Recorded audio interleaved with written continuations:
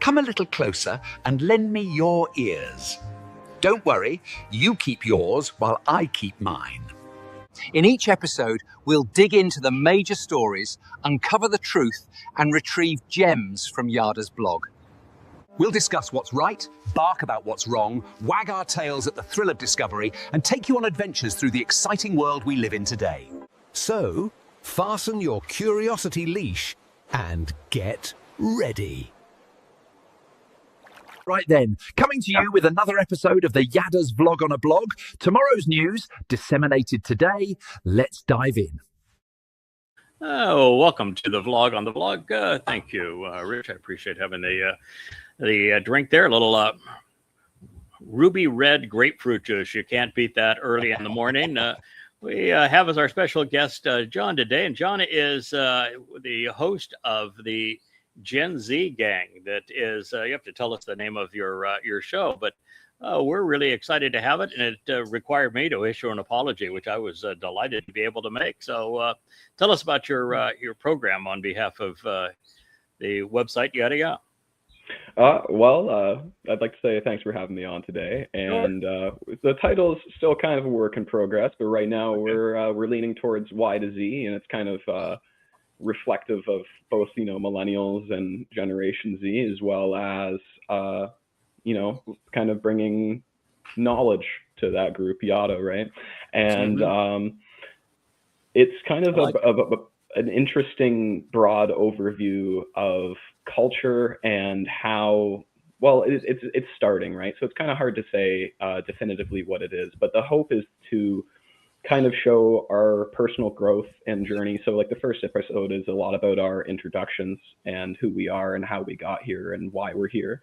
And we kind of want to expand into the things that are kind of relevant to younger people today. I find that while there are certain people who are, say, in our generation that are exceedingly religious or political, the generalized person is probably not so much. They're kind of their own thing. Like in a way, one of the things that like the left kind of got right was intersectionality. There's a lot of differences between people, right? And these subcultures kind of make us very unique insofar as our generation. And I think kind of exploring that and contrasting it with the Torah would be an interesting way of kind of going about that. It's going to evolve, and we'll kind of see how that becomes in the future. But we have tons of ideas that we're looking forward to exploring. Yeah, there is a interesting situation, I think, particularly with Gen Z, where there are subcultures, and most of the subcultures are not particularly helpful. The generation became overtly Marxist, which is deeply troubling, because what it says is that either their teachers or they themselves are unaware of history. They have not had the opportunity, of course, that I had, which is to spend considerable time behind the Iron Curtain, actually in Soviet Russia and in Red China, long before the enterprise zones, back in the time that, within weeks of the time that Nixon made it legal for a Westerner to travel there. And not seeing that contrast, really have no idea that how dysfunctional Marxism is, and how ultimately concentrations of power within any institution or government or military turn the potential of decent people bad, and it happens all the time. So it's a shame to see so many Marxists. It's also a shame that it is a generation that has largely formed alliances, as did the Marxists during the last World War, with Muslims. And you have this hypocrisy in the generation, and it's pervasive. It doesn't mean that everyone suffers from it, but it certainly is pervasive. We got a pretty bad noise that is in the headset here, Rich, that I would love to have resolved if we can get it done.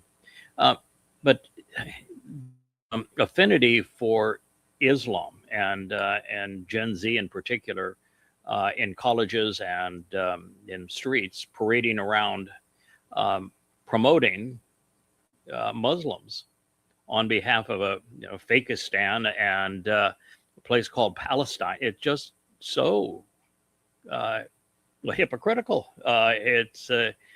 You could not have more divergent belief systems than Marxism and Islam. And the whole thing is based on a lie. So it says that we're going to college, but we're not getting educated because we haven't a clue as to what the world is actually like or what its history has been, or that it's not. Jews have never been colonizers, nor have they ever imposed genocide or apartheid. And the Muslims they want to empower are the worst in human history at imposing genocide and apartheid. And so you have a generation you can't talk to about this because they're convinced that their belief system is valid and inspired and enlightened when it's completely irrational and ignorant. So it's a very frustrating situation to be against. And then you have another whole subculture, John, that is particularly young men that are into gaming. And I saw that I'm too old for internet games. They came out when I was in my 20s, and I was already working and didn't have time for them. But I saw my sons grow up with them, and I saw how addictive they were. And I also saw the moral issues of first-person shooter games where your goal is to wipe a bunch of people out, and then if you get killed, you get to reboot and start all over again. And it just looked to me like this is going to drive some really bad behavior. Then when we came up with drones and we had game operators operating drones and killing people for real, I knew we were in trouble. And then, of course, we've had so many of the assassinations recently perpetrated by gamers. They're not able to separate real world from the world where they're spending so much of their time. And then you see this was the first generation to be brought up under a very prevalent social media environment where influencers are king and AI is creating content. And you realize that 90% of the content is unreal.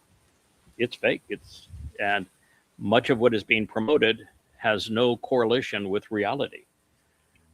And it's deprives so many people of personal interactions so that they can effectively communicate and get along with one another.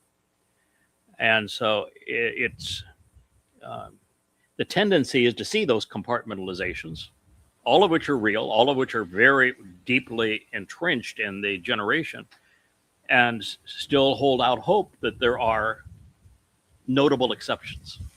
Which is why when I saw your the test of your first program, I said, "Oh wow, I'm going to have to eat my words and apologize and say there are exceptions, and there are many of them, and they're very bright and thoughtful. But how in the world did you survive that gauntlet and get to where you are, John?" I've thought about that a lot, specifically how I came to get where I am, and it's a lot of luck, it's a lot of I don't know if it's serendipitous or whatever, for instance, for me to end up where I did specifically, it's like my parents had to have separated when I was a kid, and then I would have had to have moved to a new part of the city and been at this particular school to meet these particular people so that I forged these particular relationships, and all of these things kind of unfolded in this way. And I ended up living with my girlfriend and her parents, and I never would have met her if all of these weird serendipitous things wouldn't have happened, and chances are I probably wouldn't have found this where I did. So it's interesting to kind of put it as the how. I honestly couldn't tell you. It's a lot of, I feel like, random chance, and maybe I don't know, some people like to talk about fate. I don't know how much of fate's into that, but surviving necessarily the gauntlet of ideological possession, I guess I should call it, is it's not easy for a young person. You're exposed to everything at all the time, and there's really no filter. You can take in anything you want to, and it's a good filtering mechanism, I guess. You know what I mean? You kind of self-select into whatever you want and out of whatever you want. And when I was a high school student, I was exceedingly political. I was part of an enrichment program, and I kind of talk about this on our show a little bit, and it was very left wing, and I was very left wing because of that. And once I got out of high school, I kind of started just looking at whatever, and I found an exceedingly kind of right wing place and spent some time there, and it kind of flipped. And I was, and over like a span of a year. They aren't very different. No, they're not. And concentration of power, whether it is under fascism or socialism, it is exactly the same beast. It's control of everyone's lives and the economy by concentration of power. So right wing and left wing are the exact same beast under different names. And I think there's a terrible tragedy in debate today with Marxists opposing fascists, and with the far right, who won't call themselves fascists, but the far right opposing Marxists. They don't know it's the same genre. I mean, Adolf Hitler and Mussolini were both Marxists before they came upon the name fascist, which Mussolini invented because he couldn't differentiate his group against other groups of Marxists, and as such, he decided, well, we can rebrand ourselves fascists, and he came up with really snappy looking logos and uniforms and the like. Yeah, he had Hugo and Hitler Boss. was so Hugo, when particularly in Nazi Germany, Hugo Boss was the man with the dress code for the SS and all of them. And so you're looking at two men who are both Marxists, who both reposition themselves as fascists for no other reason than marketing. Yeah, for sure. And it was interesting too, because I came to this point where I kind of realized it was horseshoe theory. You know, I just kind of ended up back in the same spot that I began, but it was just a different flavor of identity politics, essentially. Mm-hmm. And, you know, it was interesting because I had to unlearn a lot of the stuff that I started to reteach myself. And I think that sort of conditioning is difficult for a lot lot of people. You know, yes, what I mean, it is. It's harder to unlearn things than it is to learn things. Yeah, for sure. You know, that's why the Torah and the prophets focus more on helping us unlearn religious and political lies than they actually do trying to teach us the truth. Because if you can't do both, I think we're having a camera that's having its own special life there as to whether it wants to come in really close or move far away. But we'll get her under control. We actually have an entirely new studio set up here that we worked on late last night. And it is so much better if we get the camera to cooperate with us. But Rich is going to lose endorsements for his tiny camera if he can't get it under control. But there you go. I think that's better. You mentioned something, John, that very few people have discussed. And you're not old enough, I don't think, to go back to my Shattering Myths days where I talked about this a lot. Well, now he's lost control of his mini cam again. He may have to go with the teleprompter cam, and I'll have to put it to bed for a little while. In that, the progressives didn't exist at the point I was doing the Shattering Myths show, and there was no mention of something called woke, and no one was trying to cancel culture. What there was is political correctness. And the purpose of political correctness was to recast reality in a means that was more fitting for those who were far left on the political spectrum. And one of the things that I said routinely is that there's a lot of ways to control people's minds, but ultimately you get down to two. And this played deeply into the mindset behind political correctness that was very pervasive in America from the early 1970s through about 1990, at which time it gave way to other titles. But the two ways are you control access to information. And that happens a lot. When I was in Russia and China, they controlled access to information. The internet's made that a lot harder, but you know, I'm older than the internet. So what they did is they just controlled access to information, so that you can tell somebody any manner of lies, and they will never know the difference if you prevent access to information. It's how the Roman Catholic Church and Christianity fooled so many people for so long. is they controlled access. You couldn't even read the newer Old Testament. You were only told you had to listen to it in Latin, and you couldn't understand that. So there was no access to information. The second way, and this is what political correctness tried to do, is that rather than control access to information, you inundate people with information. You give them so much information, and it's so available that they can't process it, and then you go after judgment. You render judgment, being judgmental, a crime against society, and that anyone who is judgmental is hostile to society. But if you can't be judgmental, you aren't discerning, you can't filter information. And that filter is the essence of intelligence. It's the essence of morality. It's the essence of justice, is filtering the information. But political correctness manifest in the educational system and in society, particularly in the media, made being judgmental considered bad.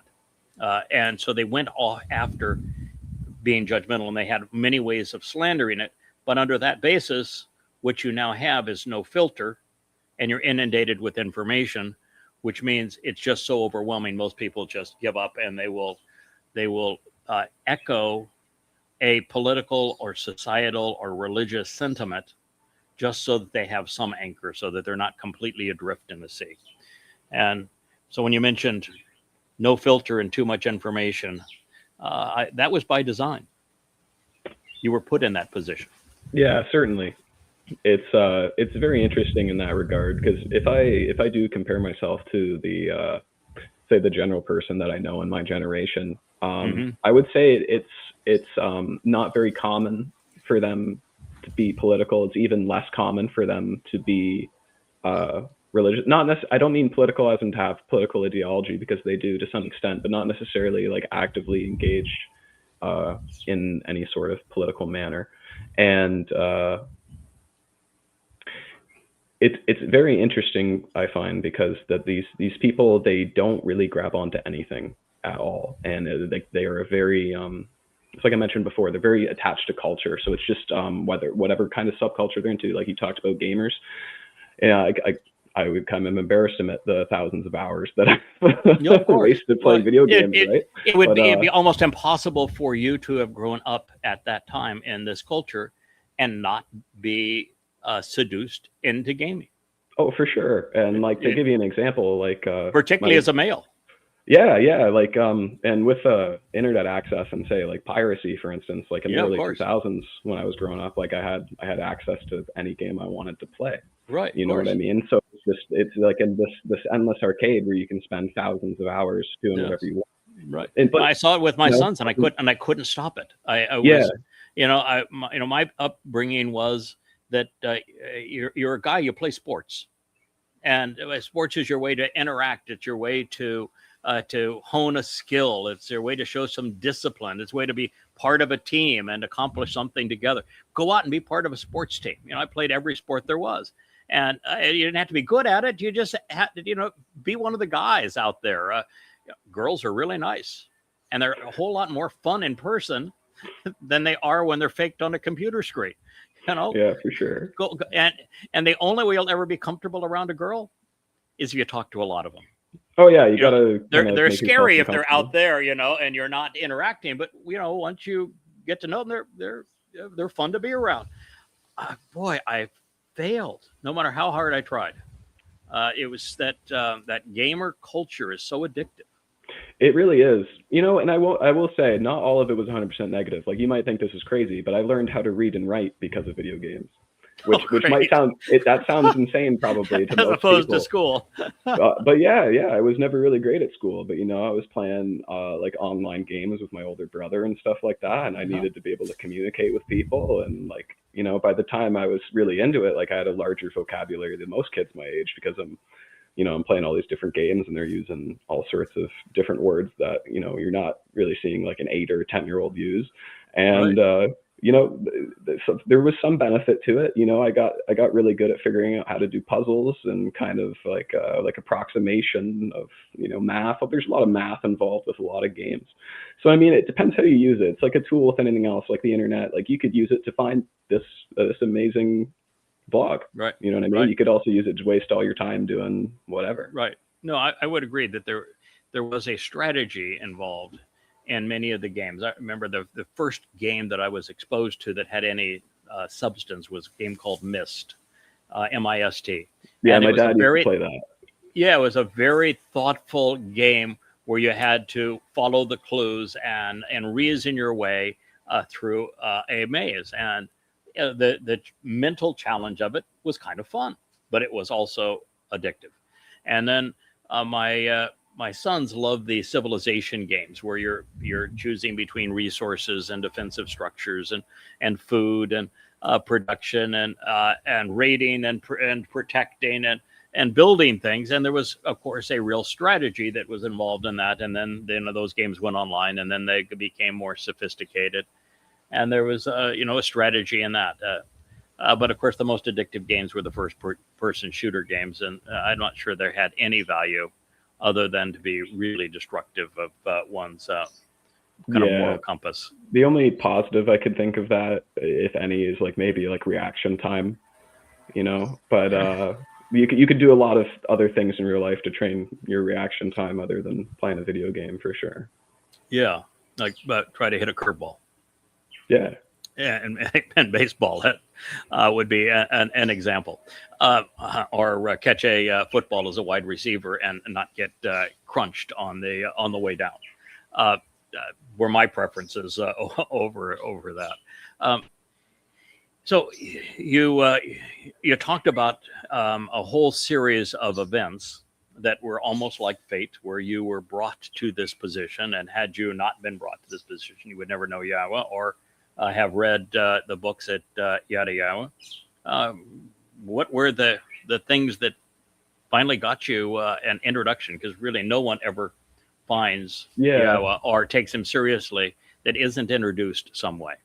Oh yeah, I actually came from the exact same place that Kevin did, which is interesting enough, the infamous armpit of the internet known as 4chan. And I found known as what? Where'd you come 4chan? from, Kevin? Are you revealing something here on dirt on Kevin? Okay, I thought that might have been common knowledge. I didn't realize I was throwing Kevin under the bus. I've said it many times. I've said it many times. Yeah, no, it's good. Go ahead. Oh, so what is it now?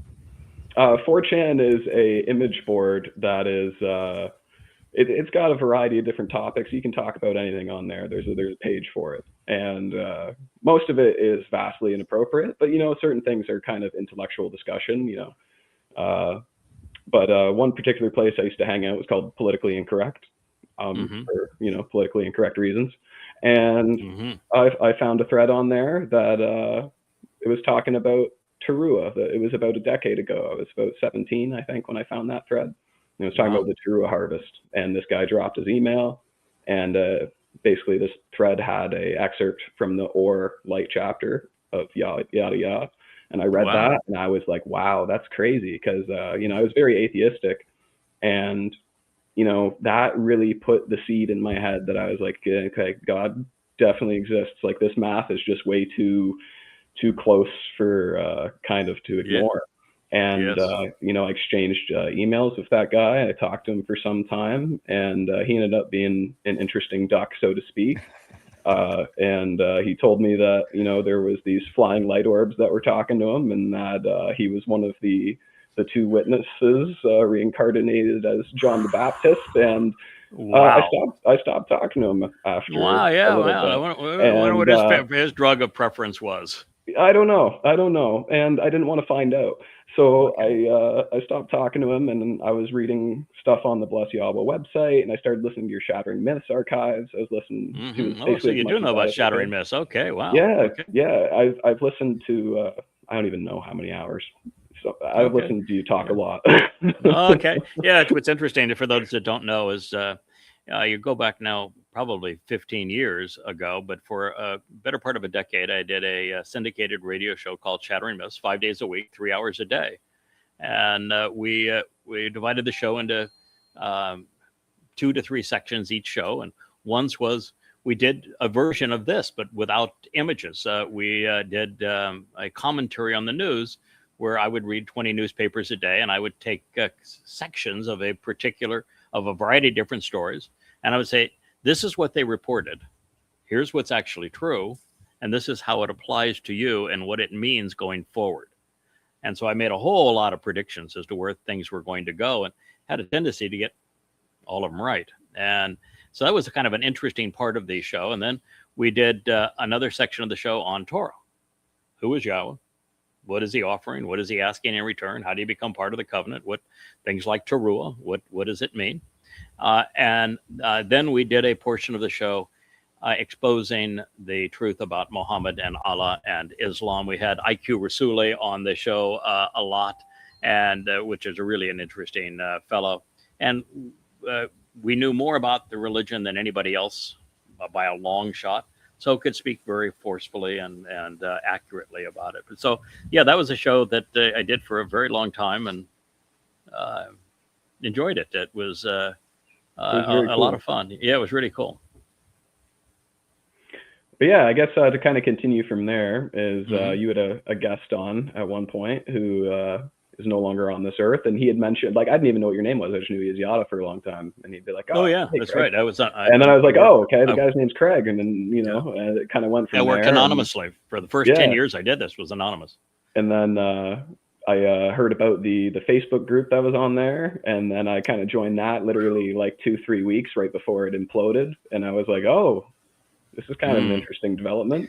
Yeah. And, what was that? What was the name of his Facebook? Something Truth. That one was the Unpopular Truth.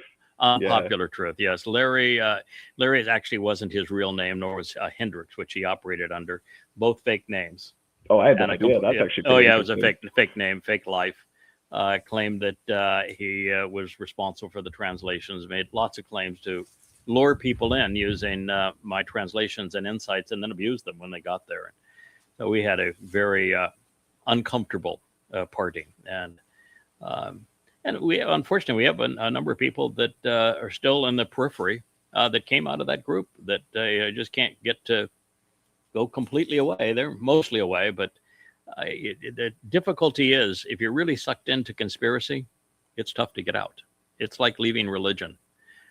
Conspiracy will really suck you in, and the nature of it's addictive too, because most people don't have fulfilling lives.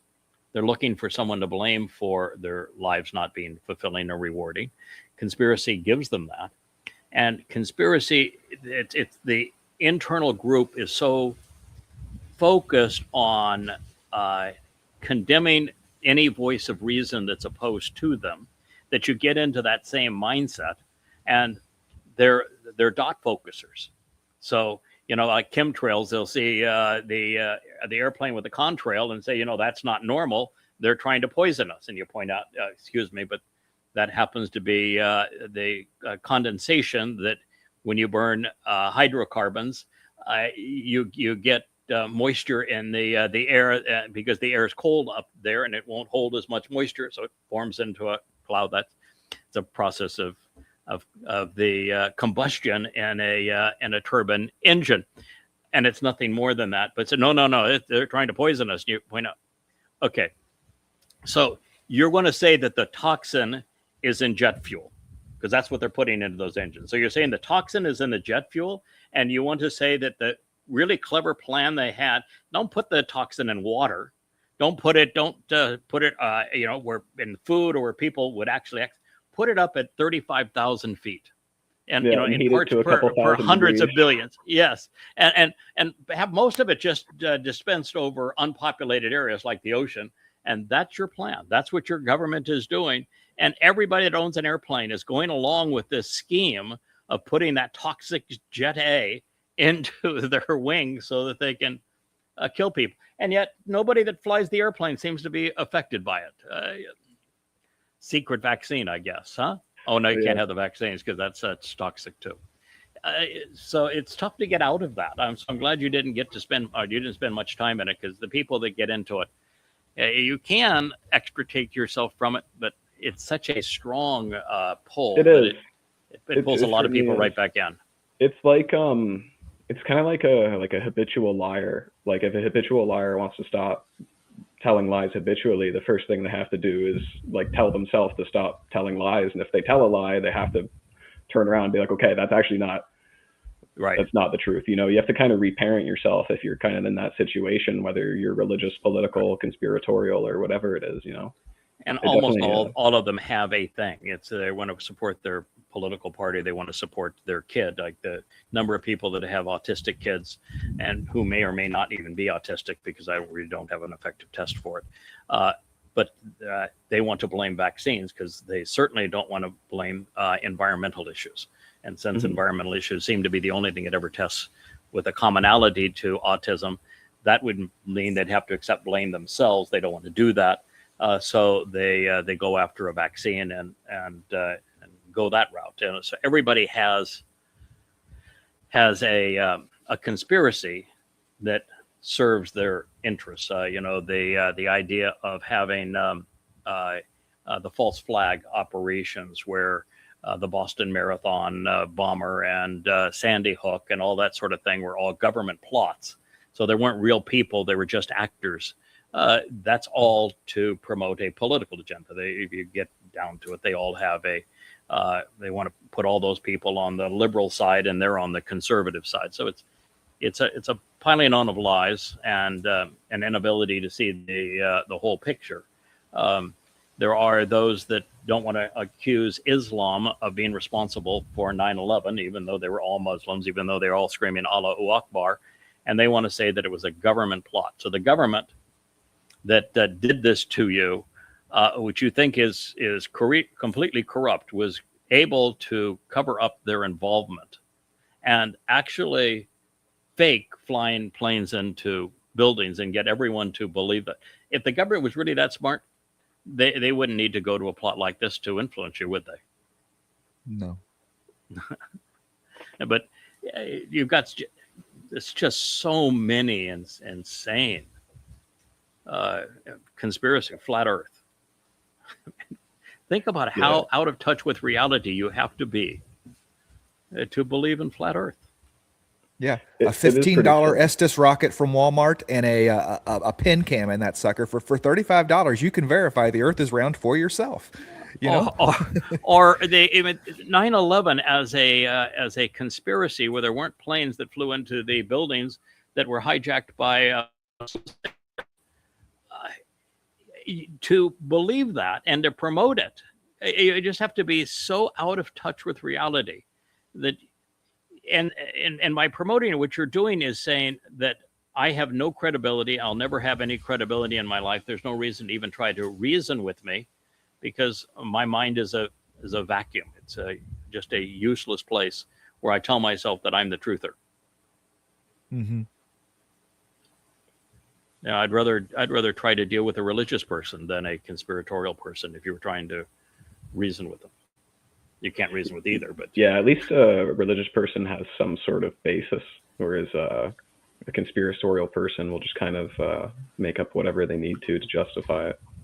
Yeah. So I keep interrupting you on your way to the story. So you yeah, no worries. A couple of weeks in Unpopular Truth, and said that blew up, and but you were reading, and what you read resonated with you. Oh, for sure, you know, and. You know, back then too, because it was so different from what I had essentially internalized. It was a very emotional experience going through all that, you know, because it's you're unlearning a lot of the essentially the bad ideas that you had, and you're kind of introduced to these different concepts. And it was a pretty amazing journey. Like, I'm not the best student in the world. It took me a long time to read what I have, and you know. Well, you learned to read playing online games, so yeah. So you know, at least in fact, your reading is pretty impressive. Taking steps in the right direction, right? Yeah, and you're not exactly reading light material. No, the Or Light chapter is not only intense and written at a way beyond graduate school level, both in vocabulary and the logic that is deployed, way beyond what you would read in a graduate. Classroom textbook.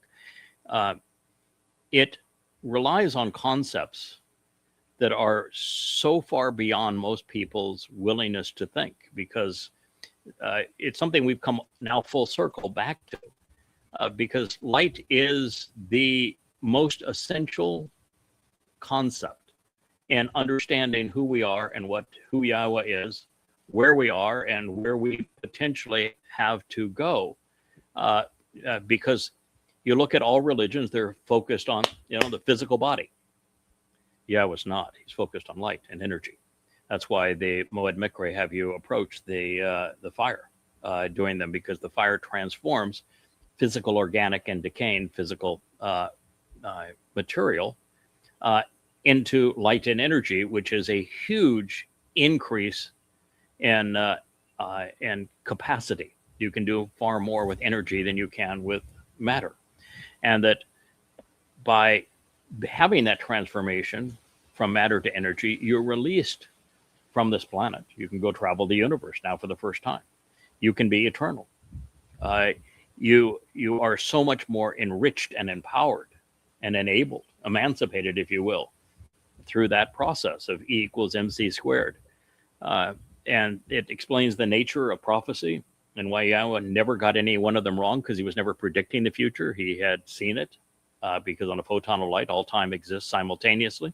So he could witness our future and our past and simply report it to us, so that he was credible in that process. He explained how he can exist in 7 dimensions and create a 6-dimensional universe. And it explained precisely what he's trying to do with us. And it even explains that first prophecy, the one in the Torah, Bereshith 1, of the 2 luminaries, a greater and lesser luminary, and the influence they're going to have in fulfilling the Moedim. And the consequence of the Moedim is that those who take advantage of them become like light and energy. You're empowered and enriched in this manner. It's the benefit of the covenant is to become like light. And it's the antithesis of religion. In Judaism, Islam, and Christianity, there's bodily resurrection. Well, that's going in the wrong direction. You can't be immortal, can't get in, can't leave the planet. You're not going to be anything more than worm rot if that's your choice. And so you started with some very interesting material that I had always hoped would appeal to agnostics and atheists, because it was so rational. Yeah, it was. It resonated exceedingly with me. That was definitely the number one thing that kind of pushed me in, for sure. And luckily enough for me, it was excuse me, the first thing that I encountered. And I think it's particularly interesting talking about that section in particular, because a decade ago when I had read it, it was already very layered and intricate and kind of prophetically beautiful. And now with the developments that you found in the last year, it's exceedingly, I don't know, delicious. It is delicious. I like that. It's delicious. Yeah, cool. You really have to have an elastic, open mind to appreciate it being delicious, or either that or having been here and been inquisitive and open-minded for a long period of time. But once you realize the whole way that the whole story fits together, and you come right back full circle to that light chapter that you read so long ago, that is really the essence of the whole thing. And when you recognize that our very souls exist dimensionally beyond the 3D realm that we're stuck in. That's why science can't measure them. They can't quantify them. They don't know what they are, because it exists a dimension beyond where we are here. And that, coupled with light, gives us enormous opportunity. It's just, you can live forever. You can go explore the universe. You can cohabitate with Yahweh in the 7th dimension. You can be creative. You can actually bend matter with your mind and words. It's just such a marvelous thing. And for God then to say, I'm going to take some souls that I'm comfortable working with. You may not like them. It doesn't much matter to me, but I can rely on them. They've proven they're reliable, if anything else. And I'm going to work with these souls in the most difficult situations. And we're going to move the entire story towards the conclusion that I want, which is a second chance for humanity and a return to the garden for 1,000 years. And the reason I'm so glad to have you on the show is that I would not want to be in a position where everybody that was part of the tutorial group, the group that's responsible for administering these people, to have gray hair. I just wouldn't. Because I think that the majority of those that are going to be allowed in, and I noticed you've lost more of your hair on the top of your head than I have. Yeah, I get confused older than you, Shannon sometimes. Yeah, you and Shannon, but it's obvious to me that the majority of the mortal remnant that permeates the Garden of the End, they're going to be sub 30, and many are going to be sub 25. And it shouldn't be all older guys and gals that are trying to work with them.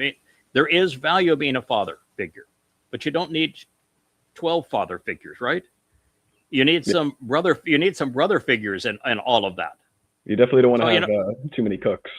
Yeah, so I'm happy being a father figure, but I'm not going to be a very good brother figure to a bunch of young people that are all in their late teens and early 20s. But you could be a brother.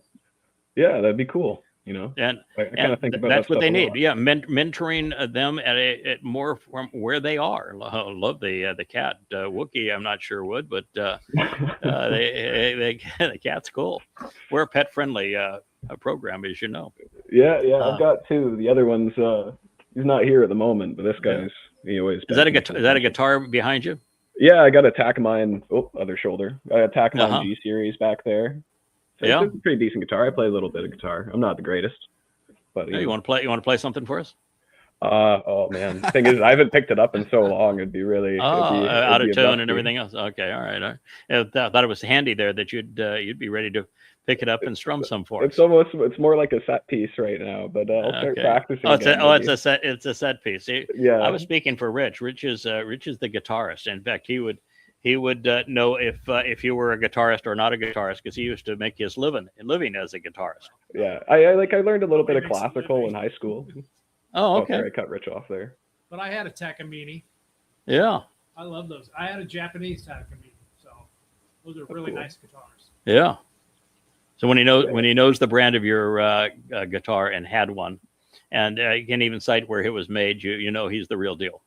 Yeah, for sure. I just embarrass myself if I played any music for anybody, because it's been so long. I might be able to play like the first couple lines like for release, but that's about it. At your age, I had a guitar that I put on display in my house too, because I thought it made me look cool. Couldn't play it, but nonetheless, it does make you look cool. It does make you look cool having a guitar. So I had one. I had one too. And what's your impression now that we have now kind of moved away from social media? Not kind of, really. And have clustered around a website that we have tried to make like social media with all of the benefits without being in the swamp anymore. I like it personally. I've never really been a big social media dude. I kind of came back to, oh my gosh, this cat just won't leave me alone. I came back to social media after you started posting on Facebook. Before then, I was just kind of avoided it. Like I'm a young dude though, so I'll watch like YouTube videos, and like I said, I used to spend a little bit of time on 4chan or whatever, but I don't really spend time doing that much anymore. Maybe still YouTube, but social media, no. It's either YouTube or the Yada Yada website for me, pretty much. Yeah, I'm like you. I've completely given up on X and Facebook. I've spent no time. You're going to see that we're going to go through the blog from Facebook, but I have a Facebook page that I don't promote it with anybody. We may have 50 people that frequent it, and it's only because we list it on the website. So if you're going to be on this show, you can click on that and you can read the posts that we're going to talk about in the news, so that you're not surprised by them. But I became so uncomfortable with it. It is so unreal, so fake, so managed by AI that are deliberately trying to promote anti-Semitism, racism, Islam, Marxism, MAGA. I would say that 90% of the posts that you have to filter through on Facebook are inaccurate and condescending and misleading. They're just horrible, and X is worse. And so I just gave up on them. I do, like you, spend some time on YouTube almost every night. I'll watch an hour of YouTube, and it's because I'm trying to stay current on what's happening in the White House, what's happening in Iran, what's happening with Israel, what's happening in Ukraine, what's happening with Russia, what's happening in Europe, what's happening with China, what about currencies and the like. And I like astronomy, so I try to stay attuned to what the theory of the day is on the universe really isn't as we once thought it was. Actually, the universe is exactly as I said that I thought it was when I wrote the opening chapters of Yada Yada. I said that, I'm quite convinced that the universe is older than the 13.8 years that they're suggesting. I think that 15 billion years is probably a better number. I think that they evaluated quark confinement when energy transition to matter and time started to be counted. And I said, I think the size of the universe is considerably larger, that we just have galaxies that are retreating beyond our place now to notice them. So Webb, and that there wasn't a single Big Bang, that all of the energy for the entire universe wasn't in a single spot. But there was a Big Bang. It's just that it happened everywhere and simultaneously. Almost everything that I wrote and said, I think this is going to be true. This was, 20 years before Webb. And it turned out all to be true. At least it's the best explanation of what we're finding with Webb. It's kind of nice to find some gratification in knowing that you're we're ahead of the curve in that regard. So you talking about social media. I said, John and I were just talking this morning about it. I was like, hey, John, did you go to, the Yada Yada and kind of look through the blog posts or whatever? And he's like, yeah, I did. I can't see like a 70% of them because he's in Canada. So that the Canadian government filters what they can and can't see on really on Facebook. On Facebook? Yeah. Really? Yeah. The government decides. So they have some algorithm, an AI that's monitoring what you can and cannot see. Yeah. So if I go and check out pretty much, I'd say like this morning, I looked about half the things you share rather than I can see your comment when you share it. But as for what you're actually sharing, I just got a blurb of text that says that this content is not available in Canada. So it's kind of useless for me to even try to stay up on the news sometimes. Like if I want to see what's going on. We will show that we're going to go to the news now. We'll show you that what I commented on. I will tell you that 90% of what I comment on, I am criticizing it. So the Canadians would be wrong in the sense that I'm not promoting that content. It's Facebook that sent me the feed promoting it. I didn't go looking for it. I don't know if Facebook promoted it, and I'm pointing out why it's wrong.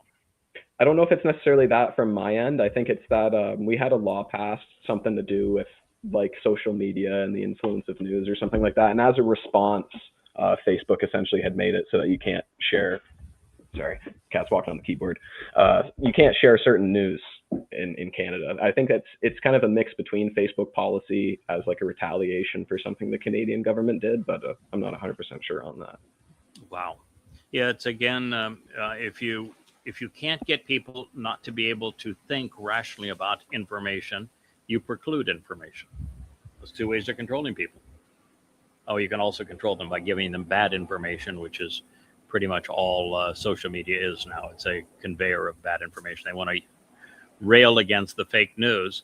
And, as an expert on a number of subjects, anytime that a subject that I'm an expert on is presented in the media, you listen to Shattering Myths, I can tell you that the majority of what is written by the journalist is wrong. And they can be wrong for a lot of reasons, but it's usually wrong. But in social media, the percentage of wrong to right is overwhelmingly worse. So I want to try a few. Kevin, I want to bring up some news, and we'll test John's shattering myths aptitude? Absolutely. Let me get set here. Okay, so you'll actually be able to see what you couldn't see. You'll have to be on the show more often. You'll be able to see what Canada or Facebook is blocking here. Yeah, I try to watch it every day, so it helps keep me up to date. Yeah. So this one is that Trump on the White House lawn is saying that if you are opposed to him bombing Iran, then you must be in favor of Iran having, he would say, really evil people, really nasty evil people having a bomb. So the choice is that you don't bomb Iran and they have a really nasty people have a bomb, or you bomb them and, well, then you're going to prevent them from having a bomb. So my point is, first of all, the question that he's raising, are you in favor or against Iran having a bomb, is not only the wrong question to be asking, but who is to decide? Who made him the decider of whether or not a nation can have a nuclear deterrence? And well, and the other side of that is why hasn't Iran used a bomb yet? You know, if they're lunatics. Right, if they're lunatics and they wanted a bomb, and they've been in a position the last 20 years to compile the ingredients they already have into a bomb, why over the last 20 years, when they hadn't been attacked, have they not produced or deployed a bomb, if the only way to preclude them from having a bomb was to attack them? Because in the last 20 years, you hadn't attacked them and they didn't have a bomb. Well, why isn't there a journalist that can fire back at him and say, you're making it sound like your attack on Iran is what precluded them from having a bomb, when for the last 20 years, they've been in the position where they could have had a bomb at any time, and they didn't develop one. So your attack on them didn't have any influence on whether or not they would have a bomb or not. And in fact, now that you have bombed them, you've increased the likelihood that they will have a bomb by, many, many times. Your rationale is stupid, sir, Mr. President. Right. We killed the one guy that had a fatwa against them, Iran having a bomb. That absolute nonsense. Correct. And if anything, we pushed them closer. Oh, absolutely. There is no chance now that Iran won't have a bomb. By attacking them the second time, you have made it certain that Iran will have a bomb. And had you not attacked them, it was certain that they would not have had a bomb.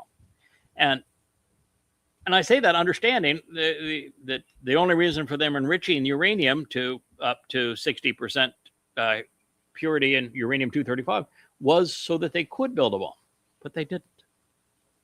And there's no indication that they would have used a bomb if they had developed one.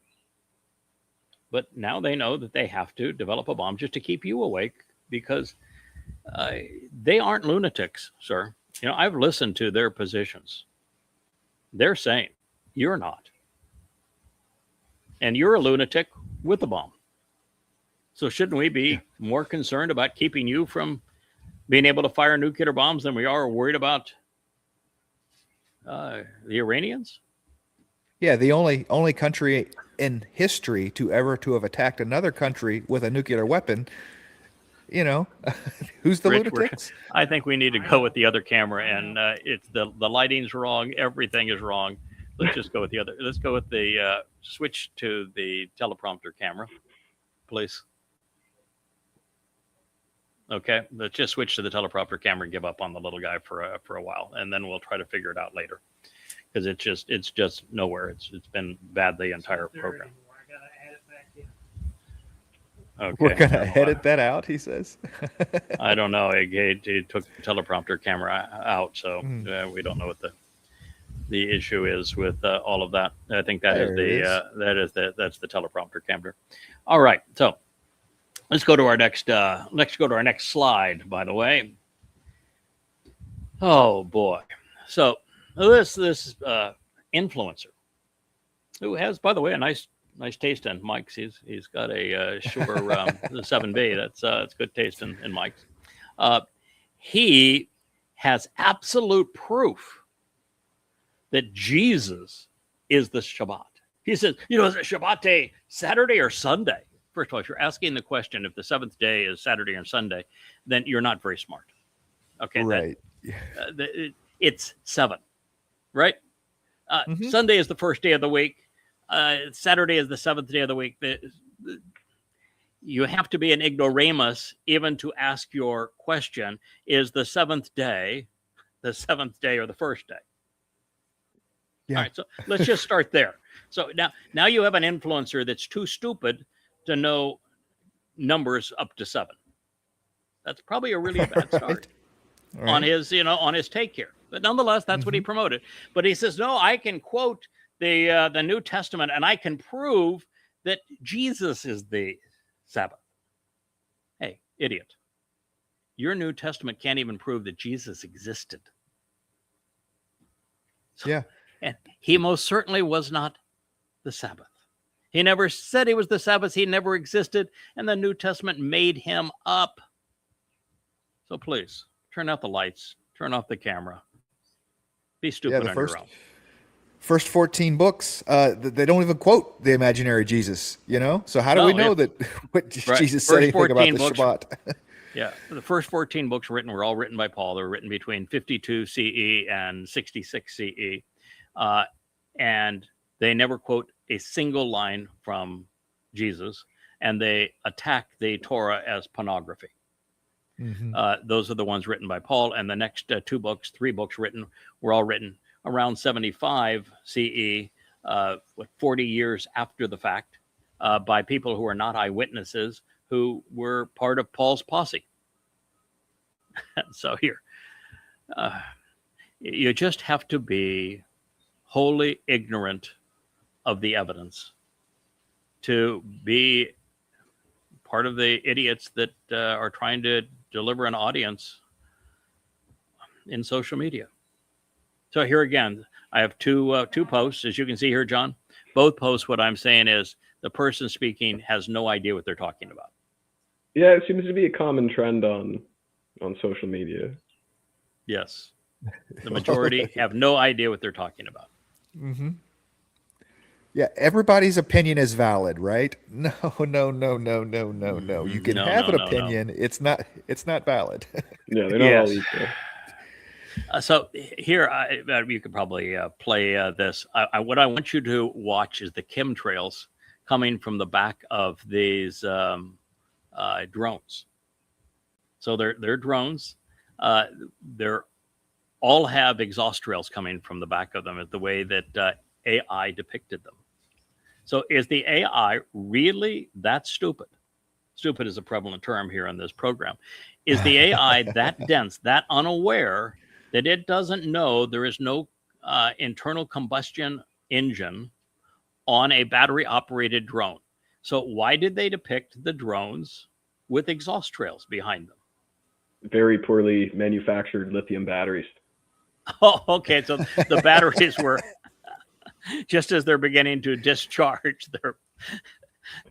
they're smoking as opposed to combusting. I don't even know if they smoke, by the way, before they combust, but that is a good excuse. It's just that they would, if they were runaway batteries, they wouldn't be leaving smoke trails. They would be blowing up before they're supposed to blow up, and they would blow up probably in the tubes there.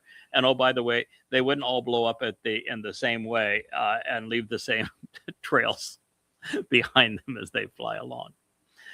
I just say that AI is not very smart, and operators may be less smart than the AI. And so it's just amazing what you see online, what is promoted. But the Chinese, they must be really clever. Yeah. So when these particular guys were pointing out the hypocrisy of Trump's defensive strikes. If you heard him yesterday, he said, okay, we didn't violate the ceasefire because, of course, we have negotiated an agreement. So you can't have violated the ceasefire if you negotiate an agreement, right? And so, no. Well, Americans, we don't do that kind of stuff. No, it was strictly defensive. Those crazy Iranians, they attacked our ships. And so all we were doing is a little defensive action, nothing else, nothing to see beyond it. So these guys say, wait a minute, you're boasting that you've destroyed their Navy, you've destroyed their Air Force, you've destroyed their entire military. How are you now dealing with a defensive strike? Wouldn't that mean they still have a military if they're attacking you, sir, Mr. President? But it goes beyond all of that because that's not what happened. The Iranians didn't fire at anyone. And they most certainly didn't fire at American military ships, causing American military personnel to respond defensively. That's not what happened at all. What happened is that 3 ships decided that they will pay no attention to the Iranian blockade of the Straits of Hormuz. And we will sail our cargo out of the Straits of Hormuz. And so the Iranians fired warning shots way above them, way out in front of them, just to say, bad idea. Just giving you a warning here, bad idea. We've told you on the radio, don't do this. We've asked you to identify yourself. We've told you that you don't have clearance to go through. You can get clearance. We provide a lot of clearances for ships to go through. You don't have clearance. We do not know who you are. You're either going to turn back and we're going to fire these warning shots because you're not listening to us on the radio, or you're going to put your crew in jeopardy. Your call. And so they didn't fire at American personnel. They didn't fire at any ship. They tried to warn the ships. And so what America did then is it fired at and actually bombed southern Iran. So we attacked southern Iran, clear violation of the ceasefire agreement, and the Iranians did not violate the ceasefire agreement. And so the Iranians said, well, then we'll have to retaliate, and they sent missiles towards U.S. bases in Kuwait. That is what happened. No correlation between what's real and what's fake. And John, this really goes back to the Shattering Myths days, where you take a story and you unravel the story. Yeah, I always thought that was it was one of my favorite parts of the show. Always was kind of, because for me, I was looking back a couple years in the past, listening through the archive, and kind of seeing, like, for instance, like I remember the first episode that I listened to was you were talking about like the Cypriot financial collapse, and kind of talking about how all of those systems move around and move forward, and it is very interesting. And a lot of things that you did talk about definitely happened the way that you had said, right? So it's very interesting looking back at some of the things that you said, for instance, like almost 16 years ago at this point. Yeah, we'll have to do a show with you, since it's of interest to you, on currency manipulation, fiat currencies, and what the debt really is in a nation, and what it leads to, and what the timeline is for America, and what we should expect as a result of our enormous deficits, and how they're tied in with the petrodollar and the reserve currency, and what other nations are doing to work around that, and how this Iranian attack had such a devastating effect, not only on other nations' economies, but also on the underpinning of the whole reserve currency status through the petrodollar. So it would be a fun conversation, because it has such a profound effect on where we are inevitably heading. And the reason that you, as a younger person, were drawn to Yahweh is intellect and evidence and reason. And when you read something that was thoughtful, that was proven, well demonstrated, I like to use probabilities, and you've talked about the numbers, the way the numbers fit. I like to use probabilities and improving points. That appealed to you, and that's what drew you in. Credibility is a powerful tool with a thoughtful person. And you can earn credibility, you can destroy it. That's why conspiracy is something I despise, because it is the great sinkhole that credibility goes into. It's why when you have nutcases like that Mother Goddess cult that got all up in their underwear over Mommy God Says, their whole purpose and hashtagging my name to disparage me was to rob credibility. And you spent a lifetime developing it. So that's really a nasty thing to do.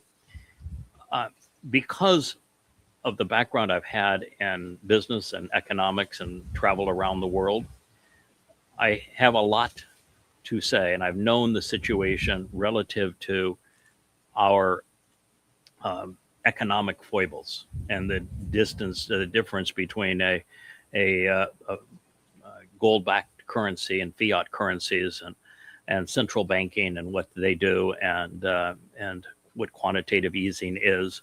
What's wrong with America in terms of being able to actually manufacture things, while Trump's idea that I'm going to tariff other nations, as in they're taking advantage of us by making products more cheaply than we can make them in the United States.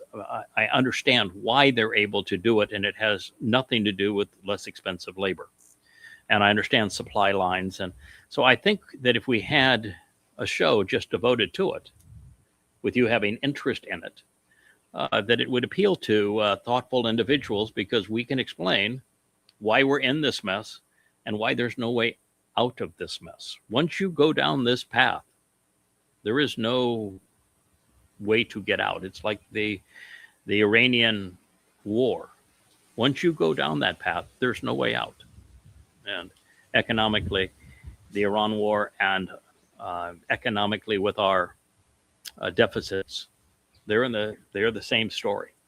They are definitely related, and a huge part of why we're entering the time of troubles.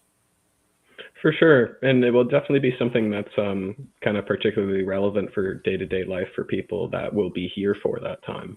So it is Yes. definitely kind of an interesting place to speculate and kind of conjecture.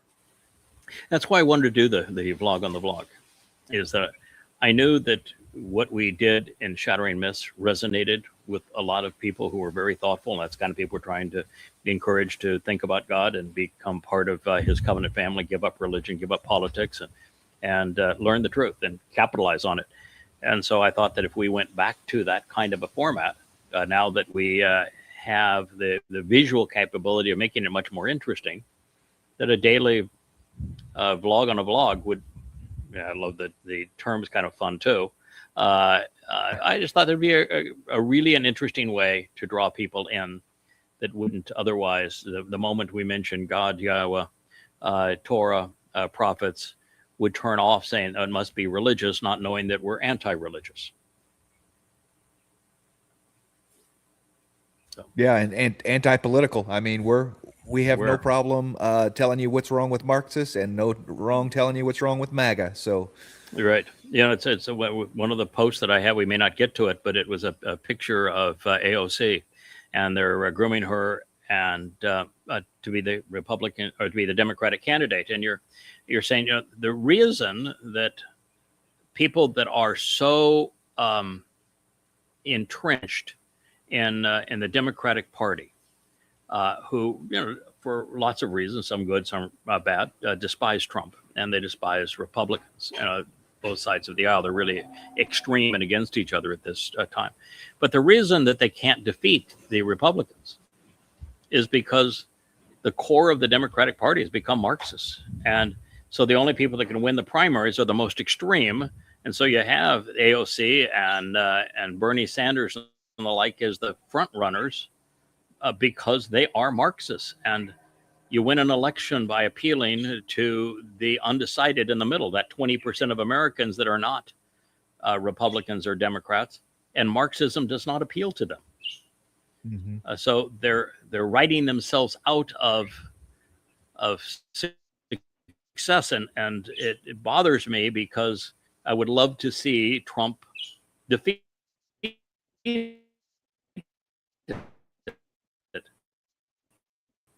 But you can't defeat him with Marxism. Okay, no. So this person it begins with a woman. This particular video, I don't know why it stopped at that point, but it begins with this woman who said, Abraham wasn't from Canaan. He came from Babylon. And it says, so me, she said, as a Palestinian, when I check my DNA, which I have done, then I'm more deserving of the land. Now, you wonder why I say that that Gen Z isn't smart enough to crawl out from under their own shadow. Okay, first of all, there is no such thing as Palestinian DNA. It's a naming convention based on an ethnic slur. There has never been a Palestinian. There will never be a Palestinian. There has never been a Palestine. There will never be a Palestine. There were Philistines. They were invaders from Crete. So they were your original Cretans. And they were vicious. They, you can't name, though, anybody from their culture that has a positive legacy on the world. You can't read anything that they believed in because they didn't have a writing system at the time. They built nothing, contributed nothing. They were robber barons as to what they were. And they invaded what we now call Israel from Crete.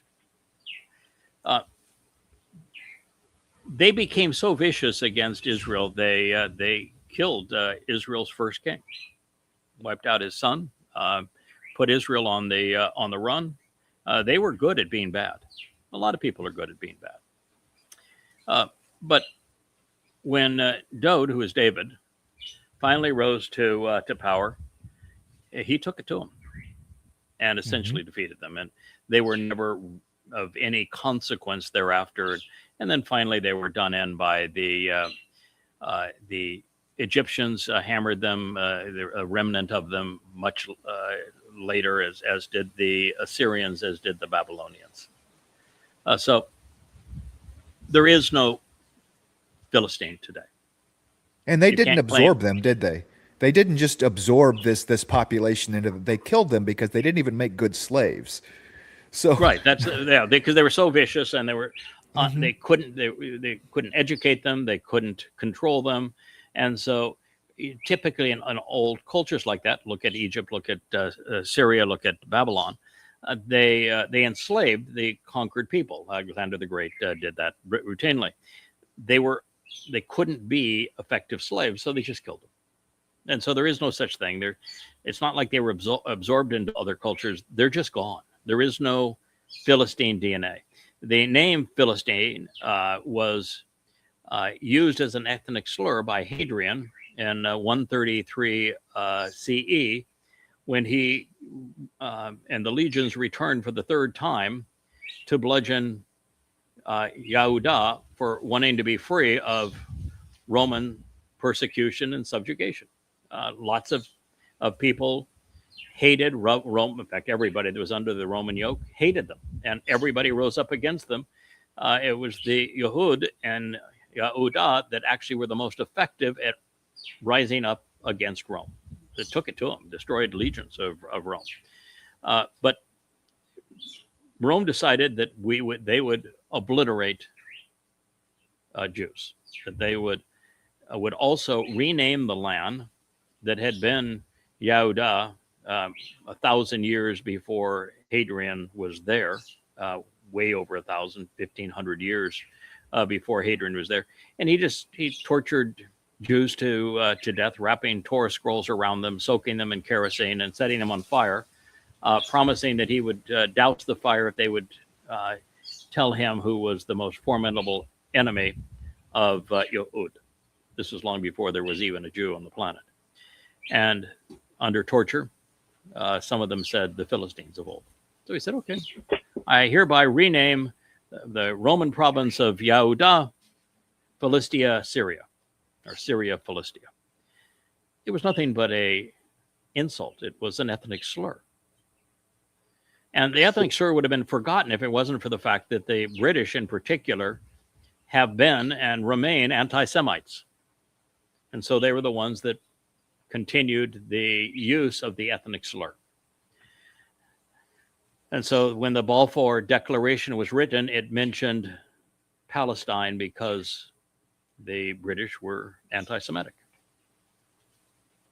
It's too bad because the British should have known better, because the Romans treated the Celts and Brits every bit as bad as they did the Jews. They should have known better, but they didn't. And so that's how it came to be, and had essentially been forgotten, other than when the Marxists and Muslims again, the Russian KGB, met in Cairo with the Muslim Brotherhood, and they, recognizing that they had lost the War of Independence, 1948, badly, and so they'd lost their claims, and they were planning on the next war, which became known as the Six-Day War. About that time is when they came up with the lie that we will rename the Muslims from many countries, primarily from Egypt and Jordan, that are in Israel. We'll rename them Palestinians, and we will call Israel Palestine, and we'll create the myth that these are the indigenous people and that Jews have booted them out of the land. We'll call it Nakba, day of terror and tragedy. It was all a lie. They knew it was all a lie. They ripped off a flag from Jordan. That's all it is. They ripped off. They took the star off the flag of the Jordanian people. They took that scarf that they all love to wear now. That came from Iran. It's other people's cultural items. They ripped them off and paraded under this false flag, and they've repeated the lie so many times that, and it was promoted by Marxists and Muslims, that Marxists and Muslims still promote the same lie. And unfortunately, Jews have not been rational, moral, smart enough to repudiate the lie. And so when you read somebody here say that, no, it's, I checked my DNA, it says I'm a Palestinian. And, you know, Abraham, he didn't come from Canaan. He came from Babylon, from Ur. And you go, come on. How could you be so crazy? It's interesting, by the way, that the Canaanites actually weren't destroyed as an ethnic group. Mm-hmm. There is a very high trace of Canaanite among the population in Lebanon. Now, that is not to say that their principal origin is Canaanite. Is not by a long shot. Lebanon was part of the Punic Empire, and so they were kind of outcast from the Greeks. The least literate of the Greeks, the ones that just couldn't make it in mainstream Greek society. They went to Phoenicia and they went to Carthage, and they became which we call the Punic people. And so the Lebanon is principally Punic or Phoenician, which would be kissing cousins to the Carthaginians. And the fact is that most of the Canaanites, which were a very small percentage of the population of the land, there were 12, 15 tribes there, they just left and migrated north. Yeah, it's interesting how anthropologically they can go back and trace DNA that close, you know? I mean, because where's a starting point? I mean, I'm presuming that you have to have some sort of grave or archaeological site that is a known Canaanite, and you can get some DNA from that and say that, you know what I'm saying? But otherwise, yeah, it's hard. Yeah, it's really hard to do. And I think that this is I'll tell you what the mistake is. The Torah tells us that the Philistines came from Crete. Mm-hmm. It says they were Philistine actually means foreign terrorist. And Palestine, yeah. Philistine means foreign terrorist, invader. And it tells us they came from Crete. Nobody really paid any attention to that. You know, they were Cretans. But about 4 years ago, they found the first ever grave going back to with bones that date back to the 10th century BCE and to the 11th century BCE. And they were able to find enough of material to do a DNA test on those bones. And it's been tough to find them because there are no, markers or burial markers. There's no buildings, there's no cities, there's no nothing. So, but they found them and they did DNA testing. So you have a book that part of the book was written a little under 3,000 years ago. And it tells you that the Philistines came from Crete. And so 4 years ago, finally, they actually found some skeletons of some dead Philistines and they did the DNA test. And where do you think they came from? Crete. Surprise, surprise. Surprise, surprise. And that's what you call a credibility score right there. Absolutely. At that point, you just got to say, oh my, what are the odds that he got that one right? Now, as for the alleged Canaanite DNA in the people of southern Lebanon, the more likely scenario is that what they're actually monitoring is Punic or Phoenician DNA that was shared with the Carthaginians and that was spread around all of the coast of the Mediterranean. And they're finding that and they're just calling it Canaanite because you're not going to find actually a Canaanite grave and Canaanite DNA. It goes back too far. So it's just mislabeled Punic. Yeah. Yeah, it was much like Pharaoh, the pronunciation of Pharaoh before the Rosetta Stone. I mean, it's right there in Torah. Oh yeah, I mean, how many isn't that times amazing? Yeah, isn't it we amazing have to get that, this? Yeah, that Pharaoh is actually written out phonetically in Hebrew as Pharaoh, and it was written out and phonetically as in Hebrew as Pharaoh. Now 3,450 years ago, and the Rosetta Stone, what is it, 100 and some odd years old? Right. Yeah. No one knew how to pronounce the hieroglyphic language, and yet you read the phonetic language of Hebrew, and there it is, written out Pharaoh. And we actually have Dead Sea Scrolls copies of that portion of the Torah dating to the 2nd and 3rd century BCE, but 2,000 years before the Rosetta Stone. It's all there. All we have to do is dig. Yeah, it's even funny too that if you when you know the timing of the Exodus, which you can use the genealogy and the Torah to define the timing of the Exodus, it was 1447 BCE, and you look at the history of Egypt, it's Pharaoh Thutmose and Thutmose the Great, whose mommy was the first woman pharaoh of Hatshepsut of Egypt. He was co-regent, was a military general while she was co-regent. When she passed away, he became pharaoh. And it is, of course, interesting to note that of the pharaohs of that era, there's only one pharaoh who actually admits that his eldest son predisposed him. Mm-hmm. What are the odds of that? And by the way, because they only write things that are positive about them, it wouldn't even explain why his eldest son predisposed him, but did. Right. So 60 minutes here.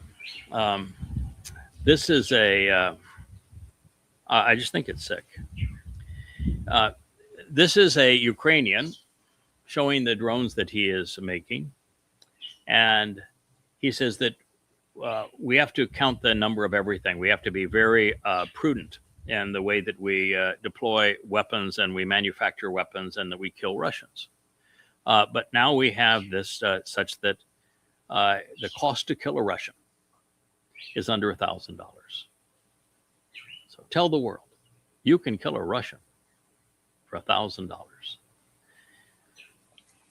It goes back to the realization that the Ukrainian war,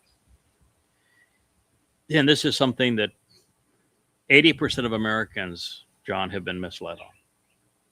You ask 80% of Americans who started the Ukrainian war, they'll say Putin and Russia.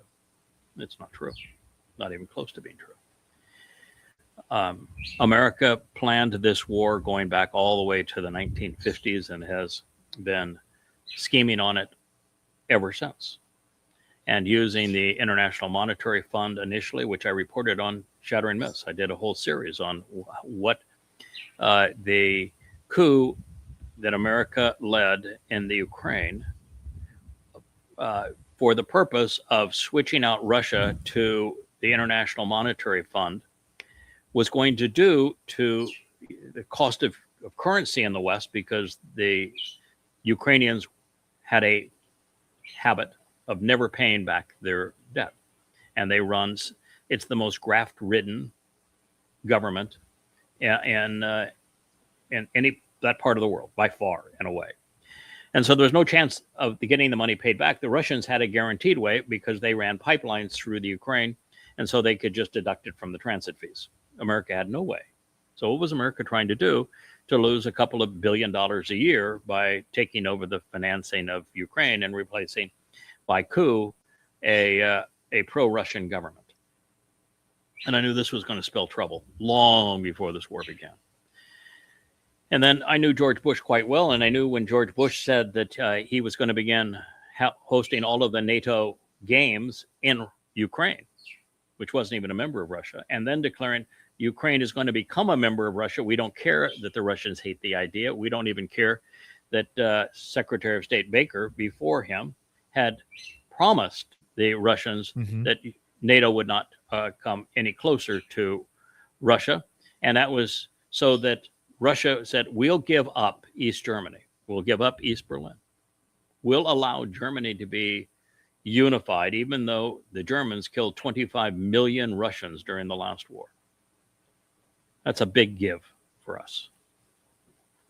And you, for that give, you promised that NATO will come no closer to Russia than it presently is. And there's been 20 nations added to NATO that are all closer to Russia.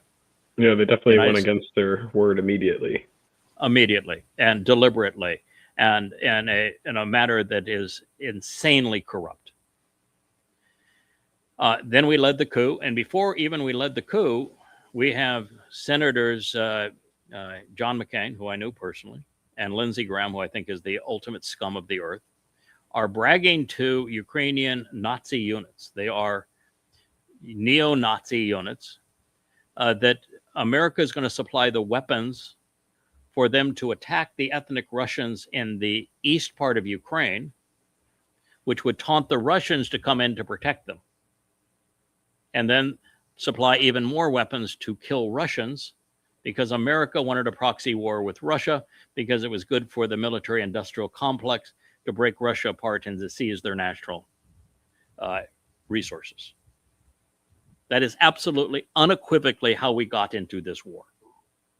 And yet 80% of Americans blame Russia instead of the United States.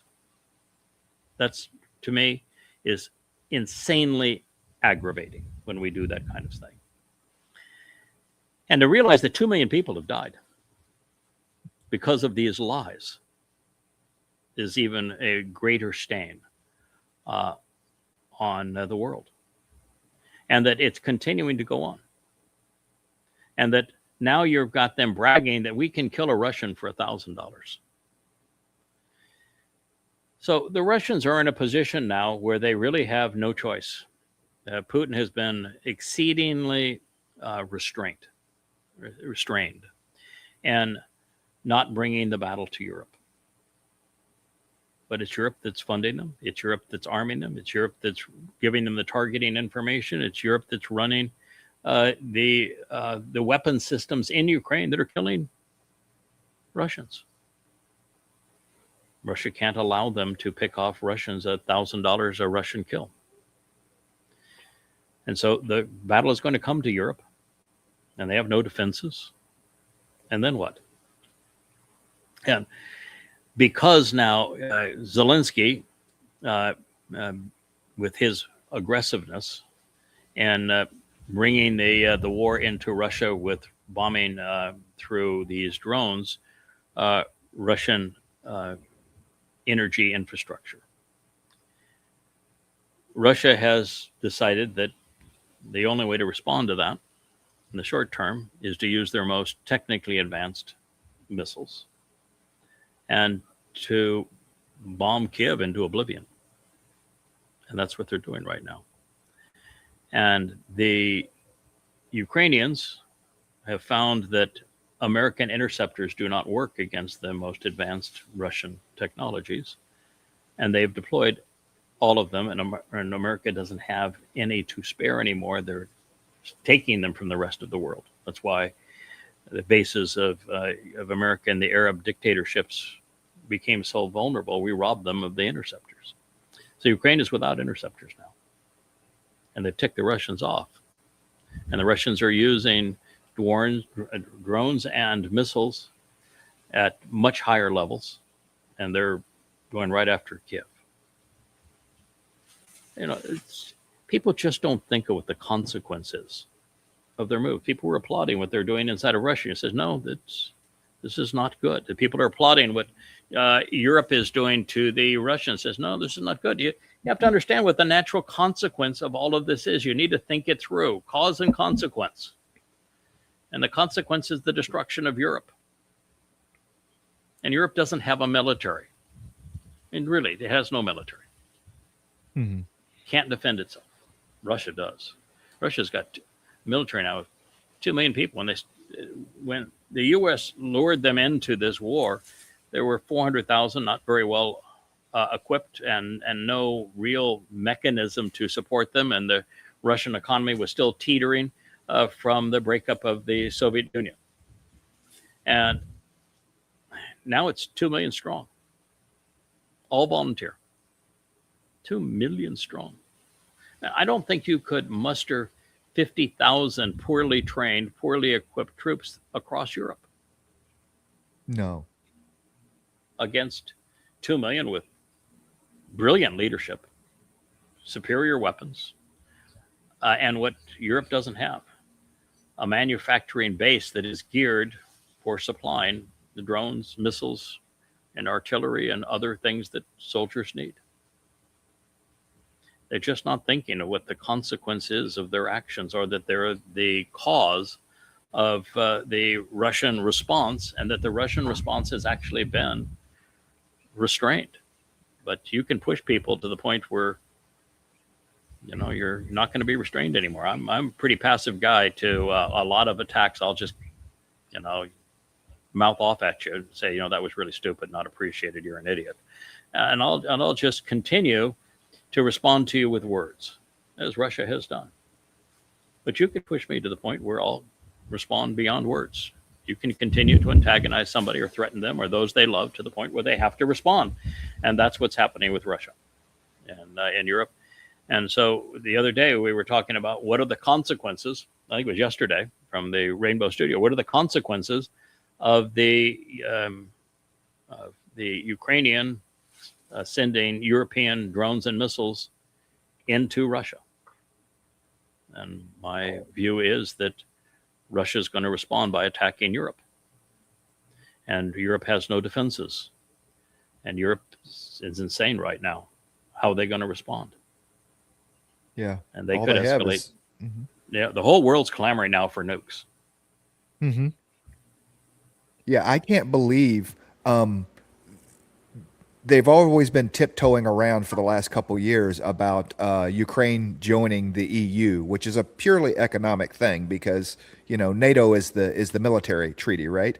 Right. And what does Ukraine have that is the interest of any European nation, you know, that we would absorb their debt and yes. and everything that yeah, and so before the war, they were the most debt-ridden, graft-ridden country in the region. Mm-hmm. And so dealing with them economically was suicide unless you were the Russians and you had a pipeline that you can tap the transit fees. And now it's 100 times worse. Mm-hmm. To tie yourself economically into Ukraine is to bankrupt what is already bankrupt. So there's just no incentive. At one point they were the breadbasket of that part of the world, but that's not necessarily so anymore. And everything else is broken. And I think that it's inevitable that the Russians are going to control Odessa. And when the Russians control Odessa, then Ukraine is a rump state and it's landlocked. And so how are you going to ship out grain? Ship out grain? They can't get their tractors into the fields because they're all full of fiber optic cable and drones. It's true. I mean, yeah. Yes. Yeah, it's a great tragedy what's going on, and there's so little understanding of this story, and even less understanding of what this does to the world going forward. In the Torah and Devarim, Deuteronomy, when the Torah announces the arrival of the Nakri, it says that the world devolves back into the conditions that were experienced in Sodom and Gomorrah.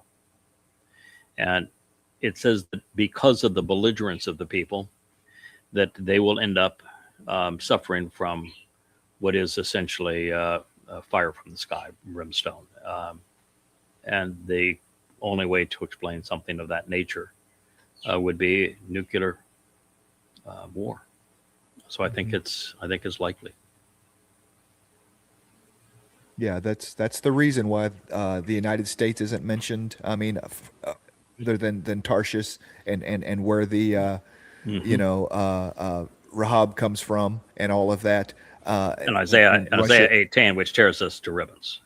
I mean, Isaiah in the 18th chapter describes America in every which way, and it's really unflattering. But when it comes to the very end, we're not really meant, because we're not here. We're not a force anymore. No. We're crashed back into, just trying to stay alive in the United States. Same thing with, Yeah, but part of that too is that God only talks about nations that are having a positive or negative influence on Israel. Of course, it's mostly negative. Right. America's talked about because right now it is the great betrayer of Israel. And so there's a lot of present day prophecy that is being fulfilled right before our eyes with Rahab and America's betrayal of Israel. So a lot.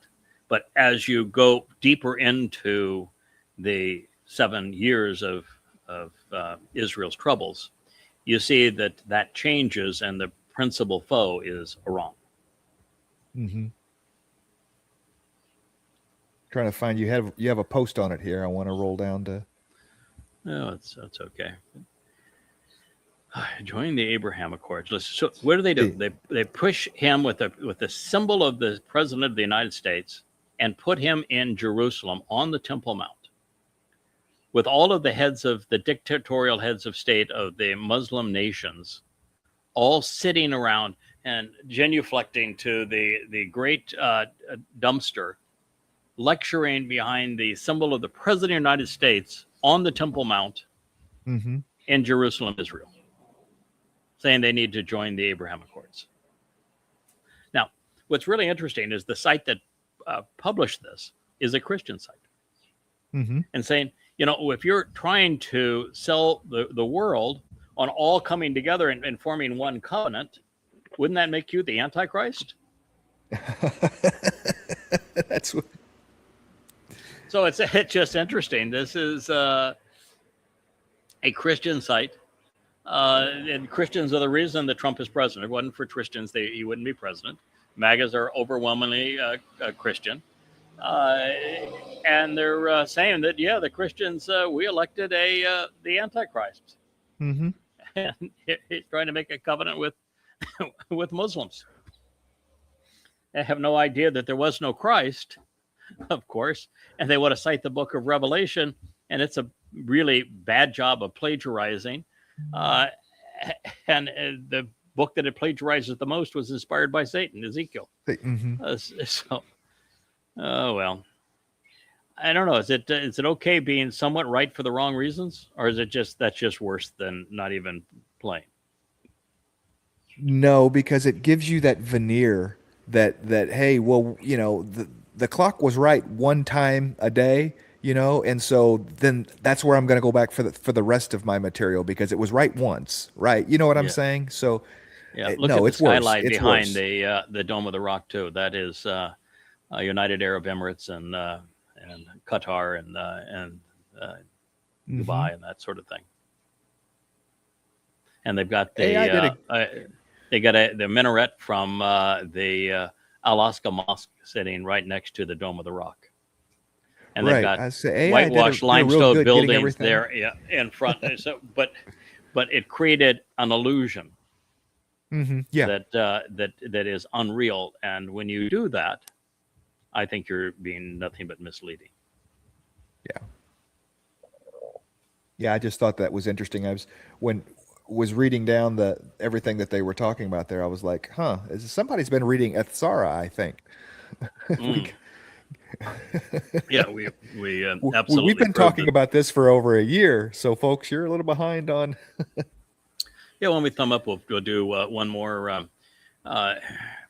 This is the picture that I wrote the whole story of what the Iranians did, what America did, and then America just flat out lied about it. We said we were in a defensive, strictly a defensive strike. We didn't violate the ceasefire, when in fact the shots weren't even at American ships. They weren't even at commercial ships. And the U.S. attack was at a uninvolved party. And so the U.S. was aggressive. And the whole U.S. story doesn't hold together, because if what the U.S. claimed was true, that they were attacked, then they can't have won the war and destroyed their military. And yet the truth is, they weren't attacked, and therefore it wasn't defensive. Yeah. Not only not getting your story straight, can't keep your lies straight. Can't keep your lies straight.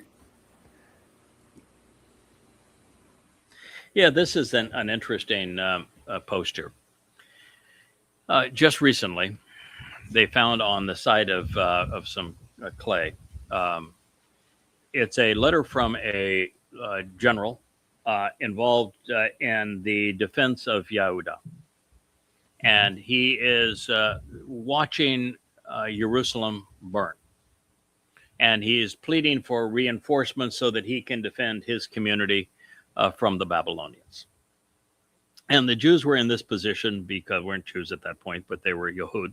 Were in that position because they had against the advice that Yahweh had offered them through their prophets, they had provided tribute to Egypt, saying that Egypt would protect them from Babylon. And the prophet says, don't do that. That's really stupid.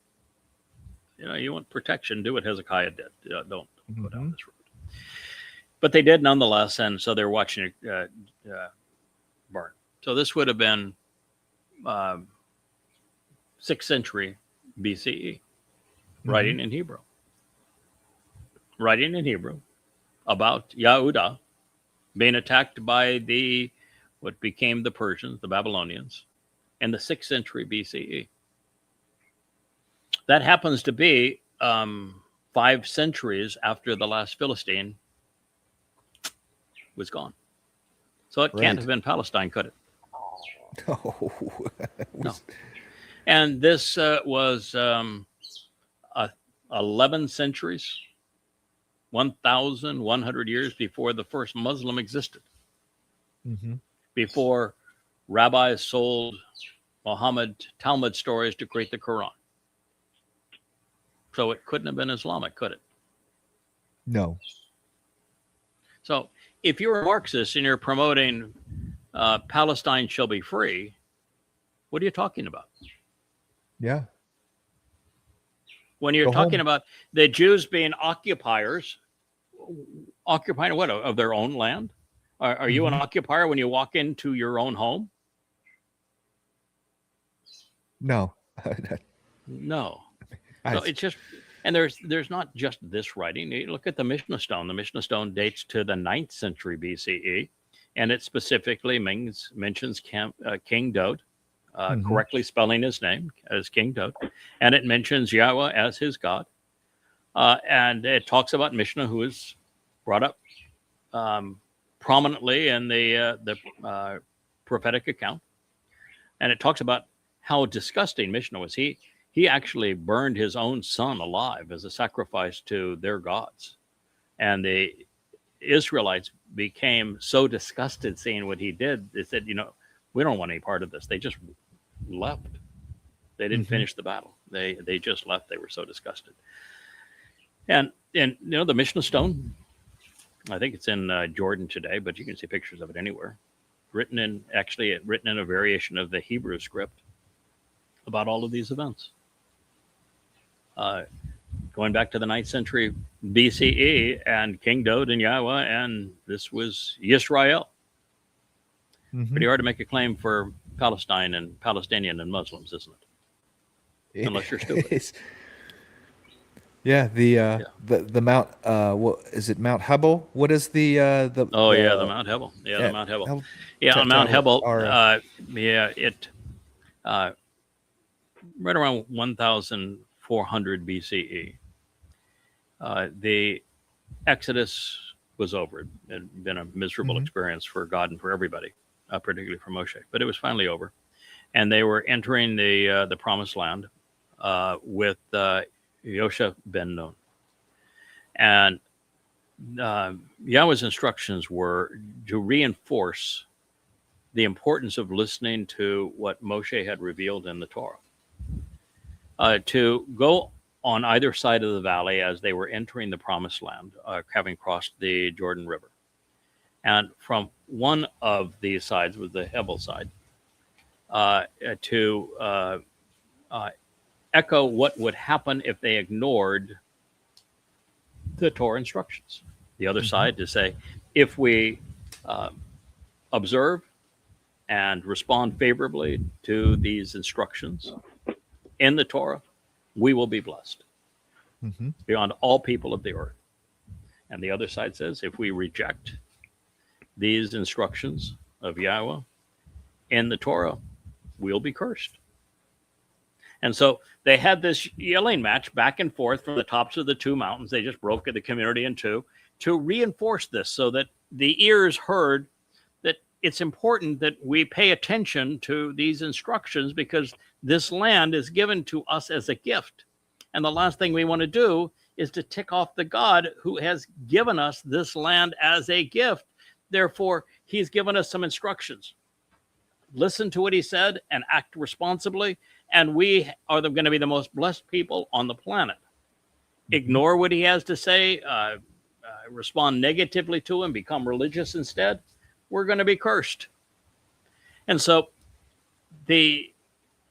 on Mount Ebal, we were told in the Torah that there was an altar that was built to commemorate the day and all of this. We were given the dimensions of it. And so they found it. And the first group started sifting through the rubble, found some really interesting artifacts that date back to the time. But then there was a second group that went in and said, we're going to be much more careful. We're going to wet sand all of this, wet sieve all of this. And so they began to wet sieve it, and they found two things that the others had missed right there. One was an amulet that was devoted to a very interesting fellow. Did I mention a pharaoh earlier? Thutmose the Great. Right. The amulet was of Thutmose the Great. Wonder where that came from. Yeah, wonder what that affirms. It was an amulet to Thutmose the Great. And the other was this. I think it was silver. I don't know if it was lead or lead. silver. Yeah, it was the lead tablet. Okay, lead. Yeah. Lead tablet, and it had been folded over. It's about 1.5 inches by 1.5 inches, and it had been folded over. And you could take pictures at various angles, but also you could have it scanned with all sorts of modern equipment. And they had it scanned, and they will show you the scans. I've shared the scans, and on those scans, there's about 25 or 30 Hebrew letters, and some are repeated multiple times. When we redid our Torah, Yada Torah, which we're calling it our ancient script, it was written in that script. And so I used that as a means to adapt a older version, a more accurate version of that script. And I am dying to tell you one of the things I got wrong that I have to redo is that, I've told you that the biggest lesson of all was that our original thought that, because everybody calls the LF a ox's head. Mm-hmm. And my response to that is, how do you know the ox is castrated? It's a bull. A castrated bull is an ox. So why are you calling it an ox's head? What Right. about that picture of the head and the yoke tells you that the bull has been castrated? I said, so it's a bull's head. It has a little bit of a pointed nose, so that would indicate it could also be a ram, but the horns are wrong for a ram and the yoke is wrong for a ram. So we're going to say it's both a ram and principally a bull. And so that was an interesting lesson. And then I tried to resize all of the other letters, like the doorway was always a little squatty thing, but it's a doorway. You can't have the man standing tall and the doorway being at ankle level. So I started, we'll try to size things. The Teth, which is the last letter in the Hebrew language, the 22nd of 22, has always been drawn very similar to the corrupted Christian version of the Roman crucifixion stake. The Roman crucifixion stake was not one of these. The crossbar set on top so that it could be reused. You never removed the upright post. Wood was too valuable, and so they didn't throw it away. The upright, and it was too hard to get out of the ground. They cut a recess in the limestone. They put that upright post in. What they did then is they nailed the victim's wrist to that crossbeam, but the crossbeam went on top of the post, and so there was a nipple on the post and a recess on the crossbeam, so they just sit one into the other, and that's so it was like a capital T. But this image was like the stupid Christian rendition of it as the lowercase t. And it just looked, I hate a letter that looks like a cross. So, the dead God on a stick thing is way too irritating to me. I didn't realize what the daggone thing is. It's not a cross. And we call it a signature, but a signature is this. It's an X. Right. No one ever does a signature like that. So it's not a Make signature. your mark. Right. Yeah, it's not make your mark. You know what the thing is? It's a tree. A tree. Yep. It's a tree. And once you realize it's a tree and you see where it is used, like in Torah, where God says, I'm going to provide knowledge for my people, he's always using the tree. And so he's saying it's the tree of knowledge. It's a tree. That's where it all ends. The Hebrew alphabet ends. It begins with the bull and ends with the tree. With the tree. Yeah. So I made a mistake when doing it, because what I did is I realized that it was going to look better if we had letters that had different amplitude. If you look at English writing, people never think about this, but there's letters like the lowercase b, the stem goes above the line. If you look at the J, the hook goes below the line. The K, you've got a part that goes above a certain line. That most English letters, not most, but a high percentage of them, either go above or below the line. A P goes below the line. And so in Hebrew, the only other Paleo-Hebrew we had was just all over the place, things high, low, but made no sense. So we said, let's calibrate everything. It's a plow, then it has to be down low. If it's a man, the feet are on the line, not below the line, but it's standing up tall. If it's a door, it has to be a similar height.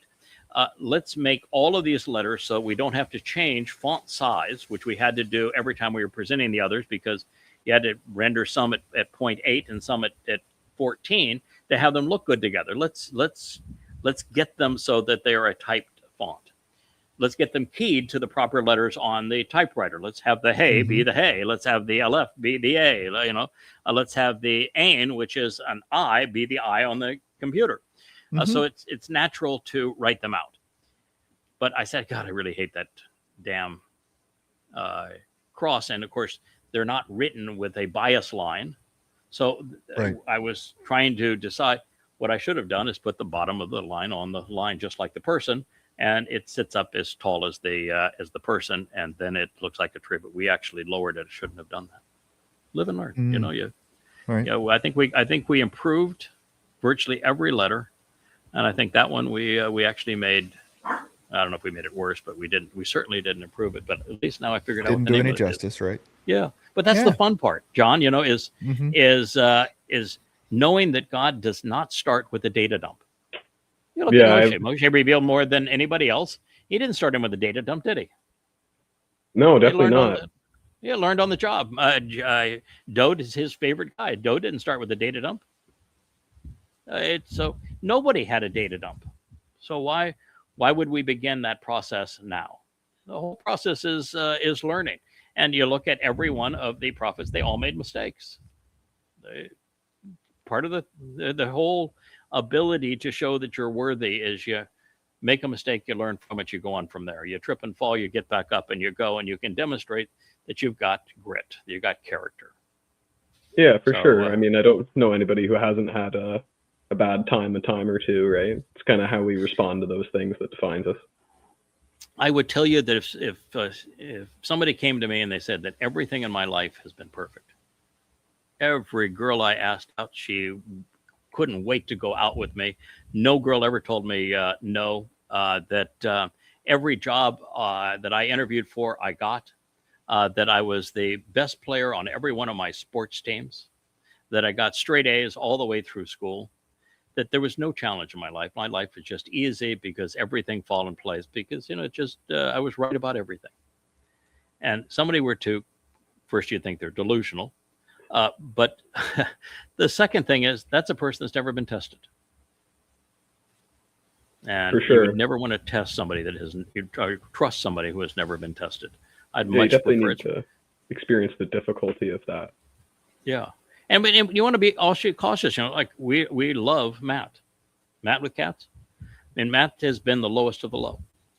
He has shown that it is possible to overcome a heroin addiction.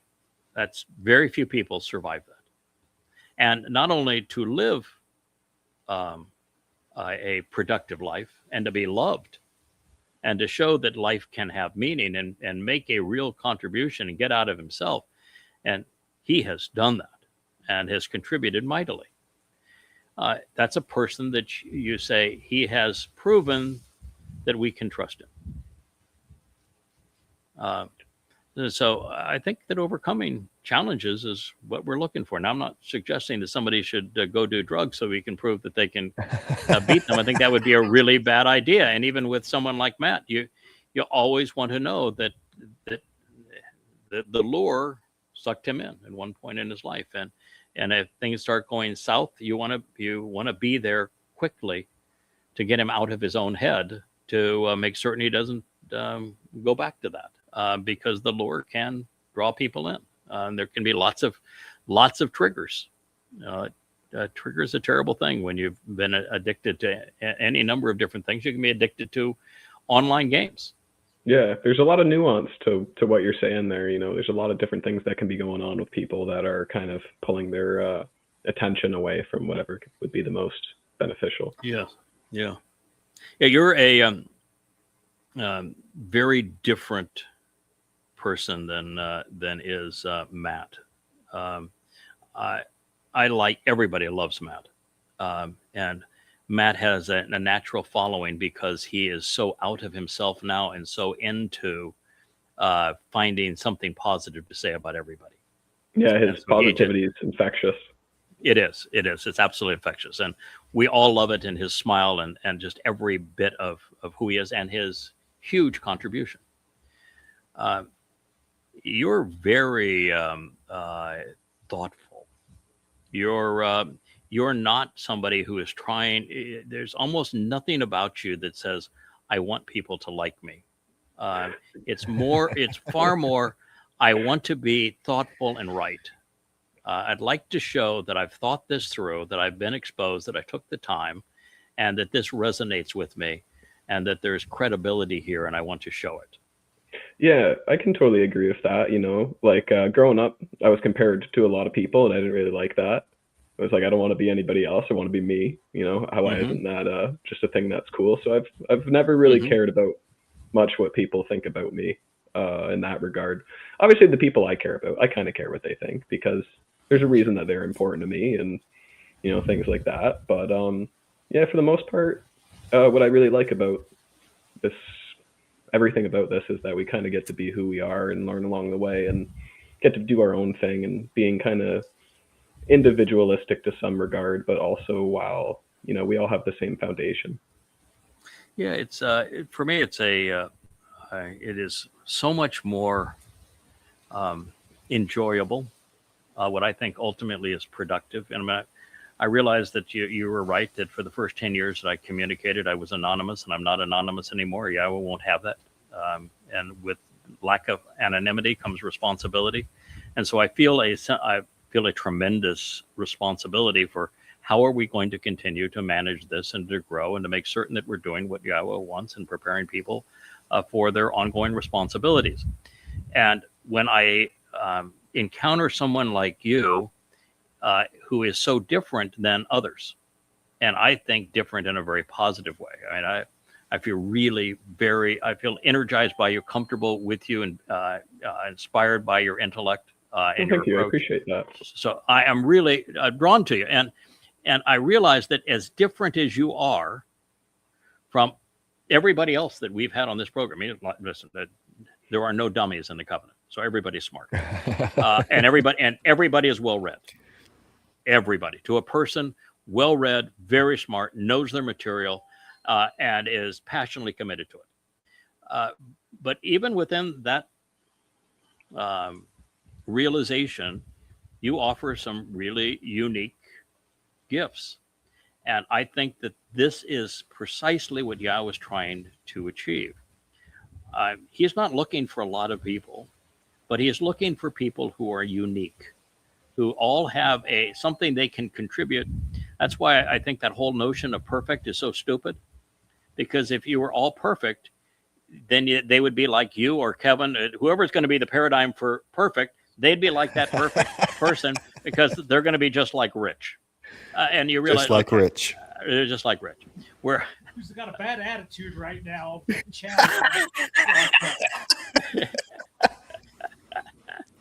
So, yeah, who's not so perfect. And okay, there are no perfect people. There never been as a perfect person. And you even look at the people that God has worked with; they are really, really, really flawed. Abraham, super flawed. Jacob, unbelievably flawed. Chawa, boy, terribly, terribly flawed. Abraham, flawed. Yishak, flawed. Jacob, flawed. Dode, flawed. And so everybody's flawed. And so we realize God's obviously not looking for perfection, because there is no perfection. But if we were perfect, we'd all be the same. Yeah, for sure. Nobody wants to be these kind of cookie cutter shapes. It's no, and very the limiting. Cookie cutter shapes, it would be so boring for Yahweh. Why? You could have one of them, but the moment you made a second, why bother? Yeah. And a third, and they couldn't useless. Couldn't interact. What would be the point of interaction? Because I know exactly what you're thinking, because I'm perfect. So it's what you're thinking, what I'm thinking, because we're both perfect, right? Yeah. It's 10 plus 10 is 1. If we're all the same, 10 plus 10 is 1. Yeah. It's kind of like talking to like an ideologue, like whether they're a Marxist or a Nazi or whatever. Like you can typically predict what they're going to say before they say it. You know what I mean? Because they are those little cookie cutter cutouts. Yes. I mean, I did not know that you were going to play into all of my favorite themes, but you did. I mean, you managed to play into all the themes that I've been harping on now for 25 years. And it's because, and nobody else has brought up any one of those themes, because you're not cookie cutter. 1 plus 1 can be 10, or 10 plus 10 can be 1. And if we're unique, then 1 plus 1 is 10.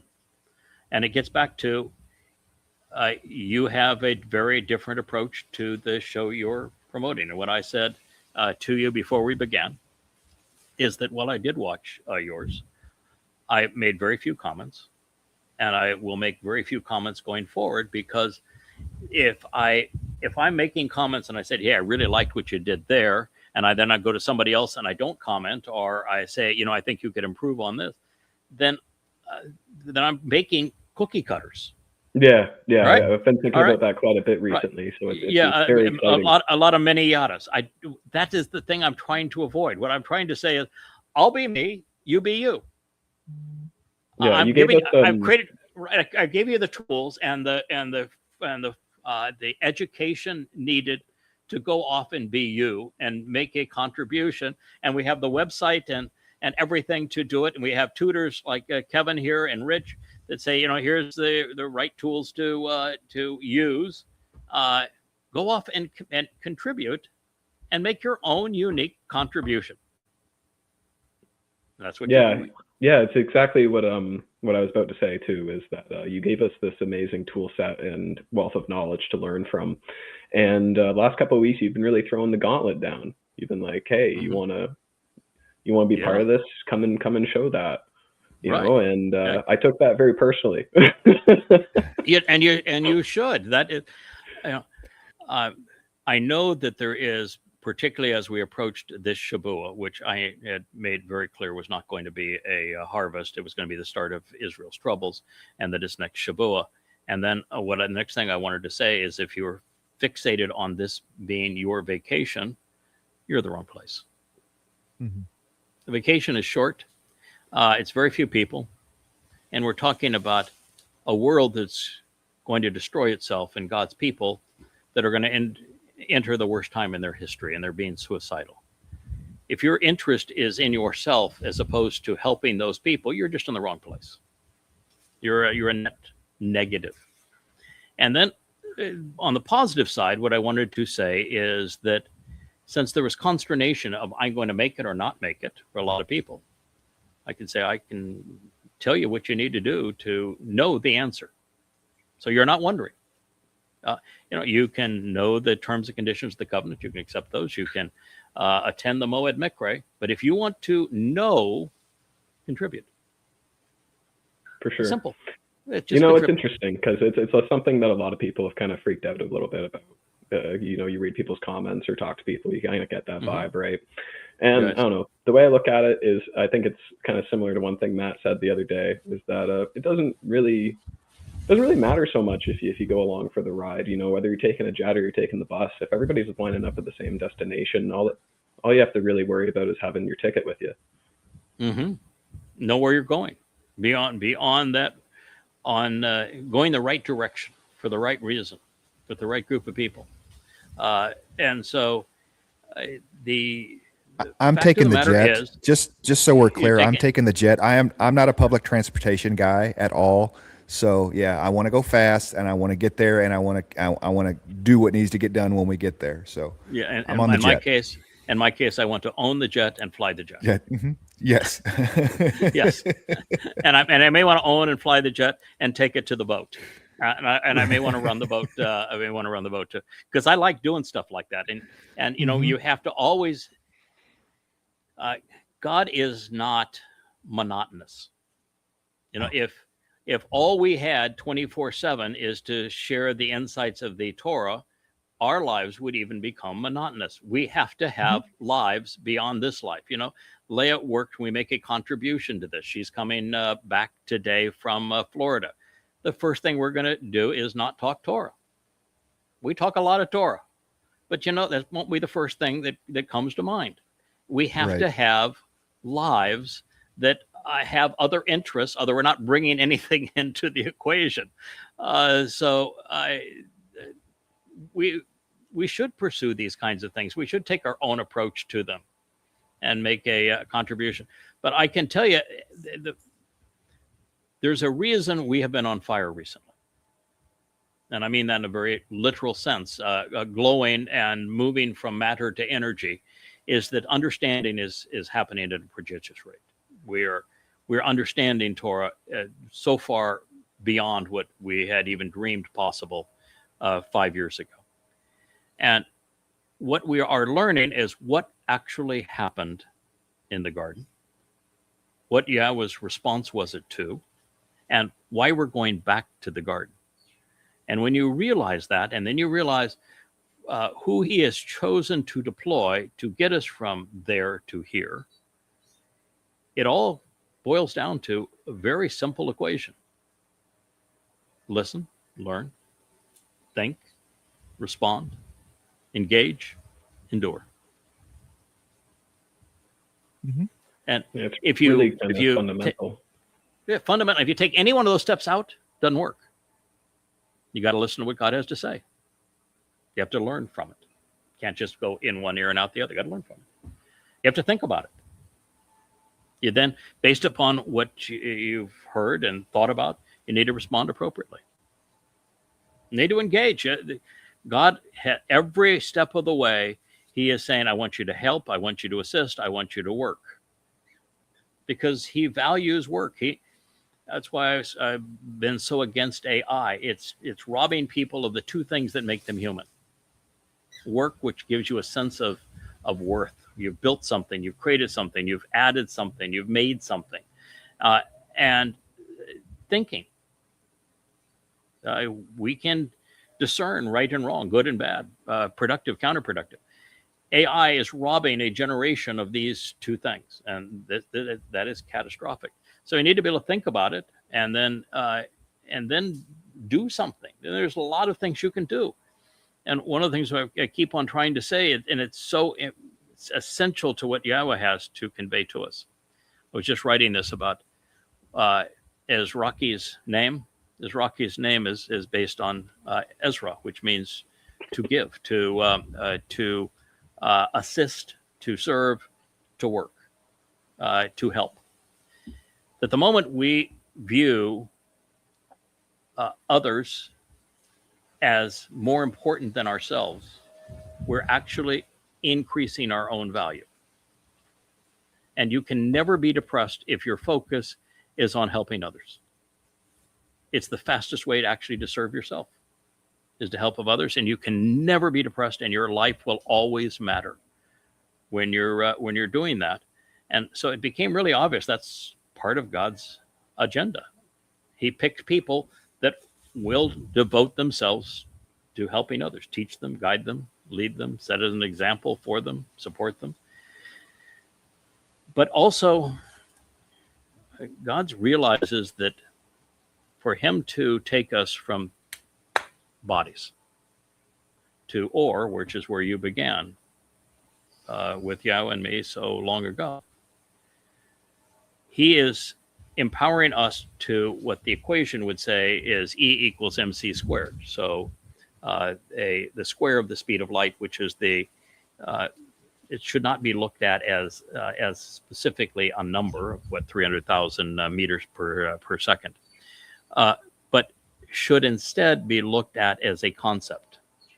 The speed of light is the underpinning of the universe. It is the reason of the universe. It's the very essence of the universe. The universe is really based upon the speed of light. It is fundamental to the existence of the universe.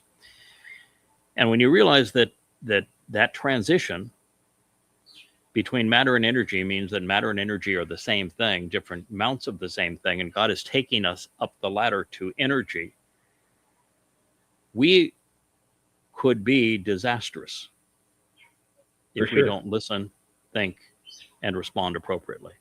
And if we don't learn from our mistakes but double down on them, there is no way God can trust us with that kind of empowerment. And so he has a responsibility to have a filter to make certain that the people who make it to that point are people that he can trust. And you can't do that simply by being intake.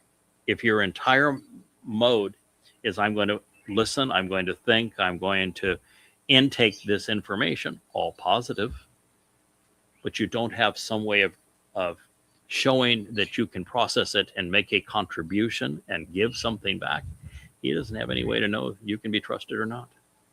And until you stumble and fall and get back up, he doesn't know what you're made of. And he needs to know that to empower you to the degree that we're going to be. I'm quite comfortable that going forward in time, we're off exploring some planetary system around some star in a faraway galaxy.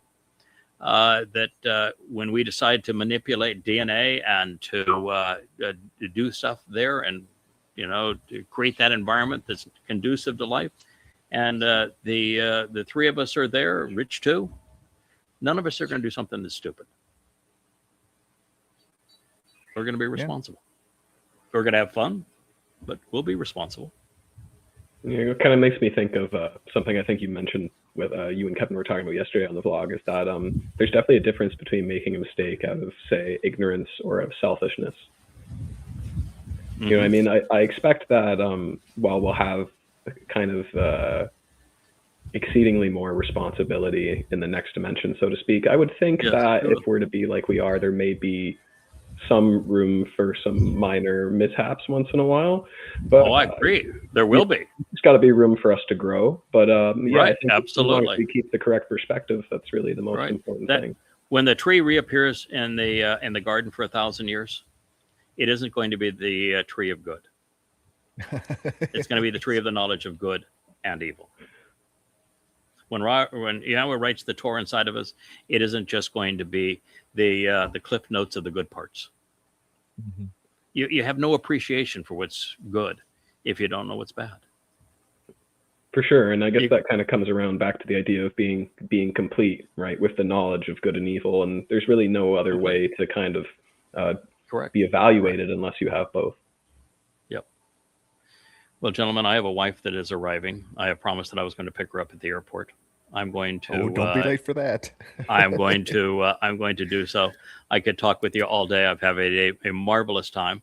I'm sorry we had a little problem with our camera, but we'll get her dialed in, because these little cameras have been spectacular. So we don't know why this one went rogue on us, but it did, and we'll dial her in and we'll get it better. But well, it takes pictures so you have an idea as to the new setup here, because it really is vastly better.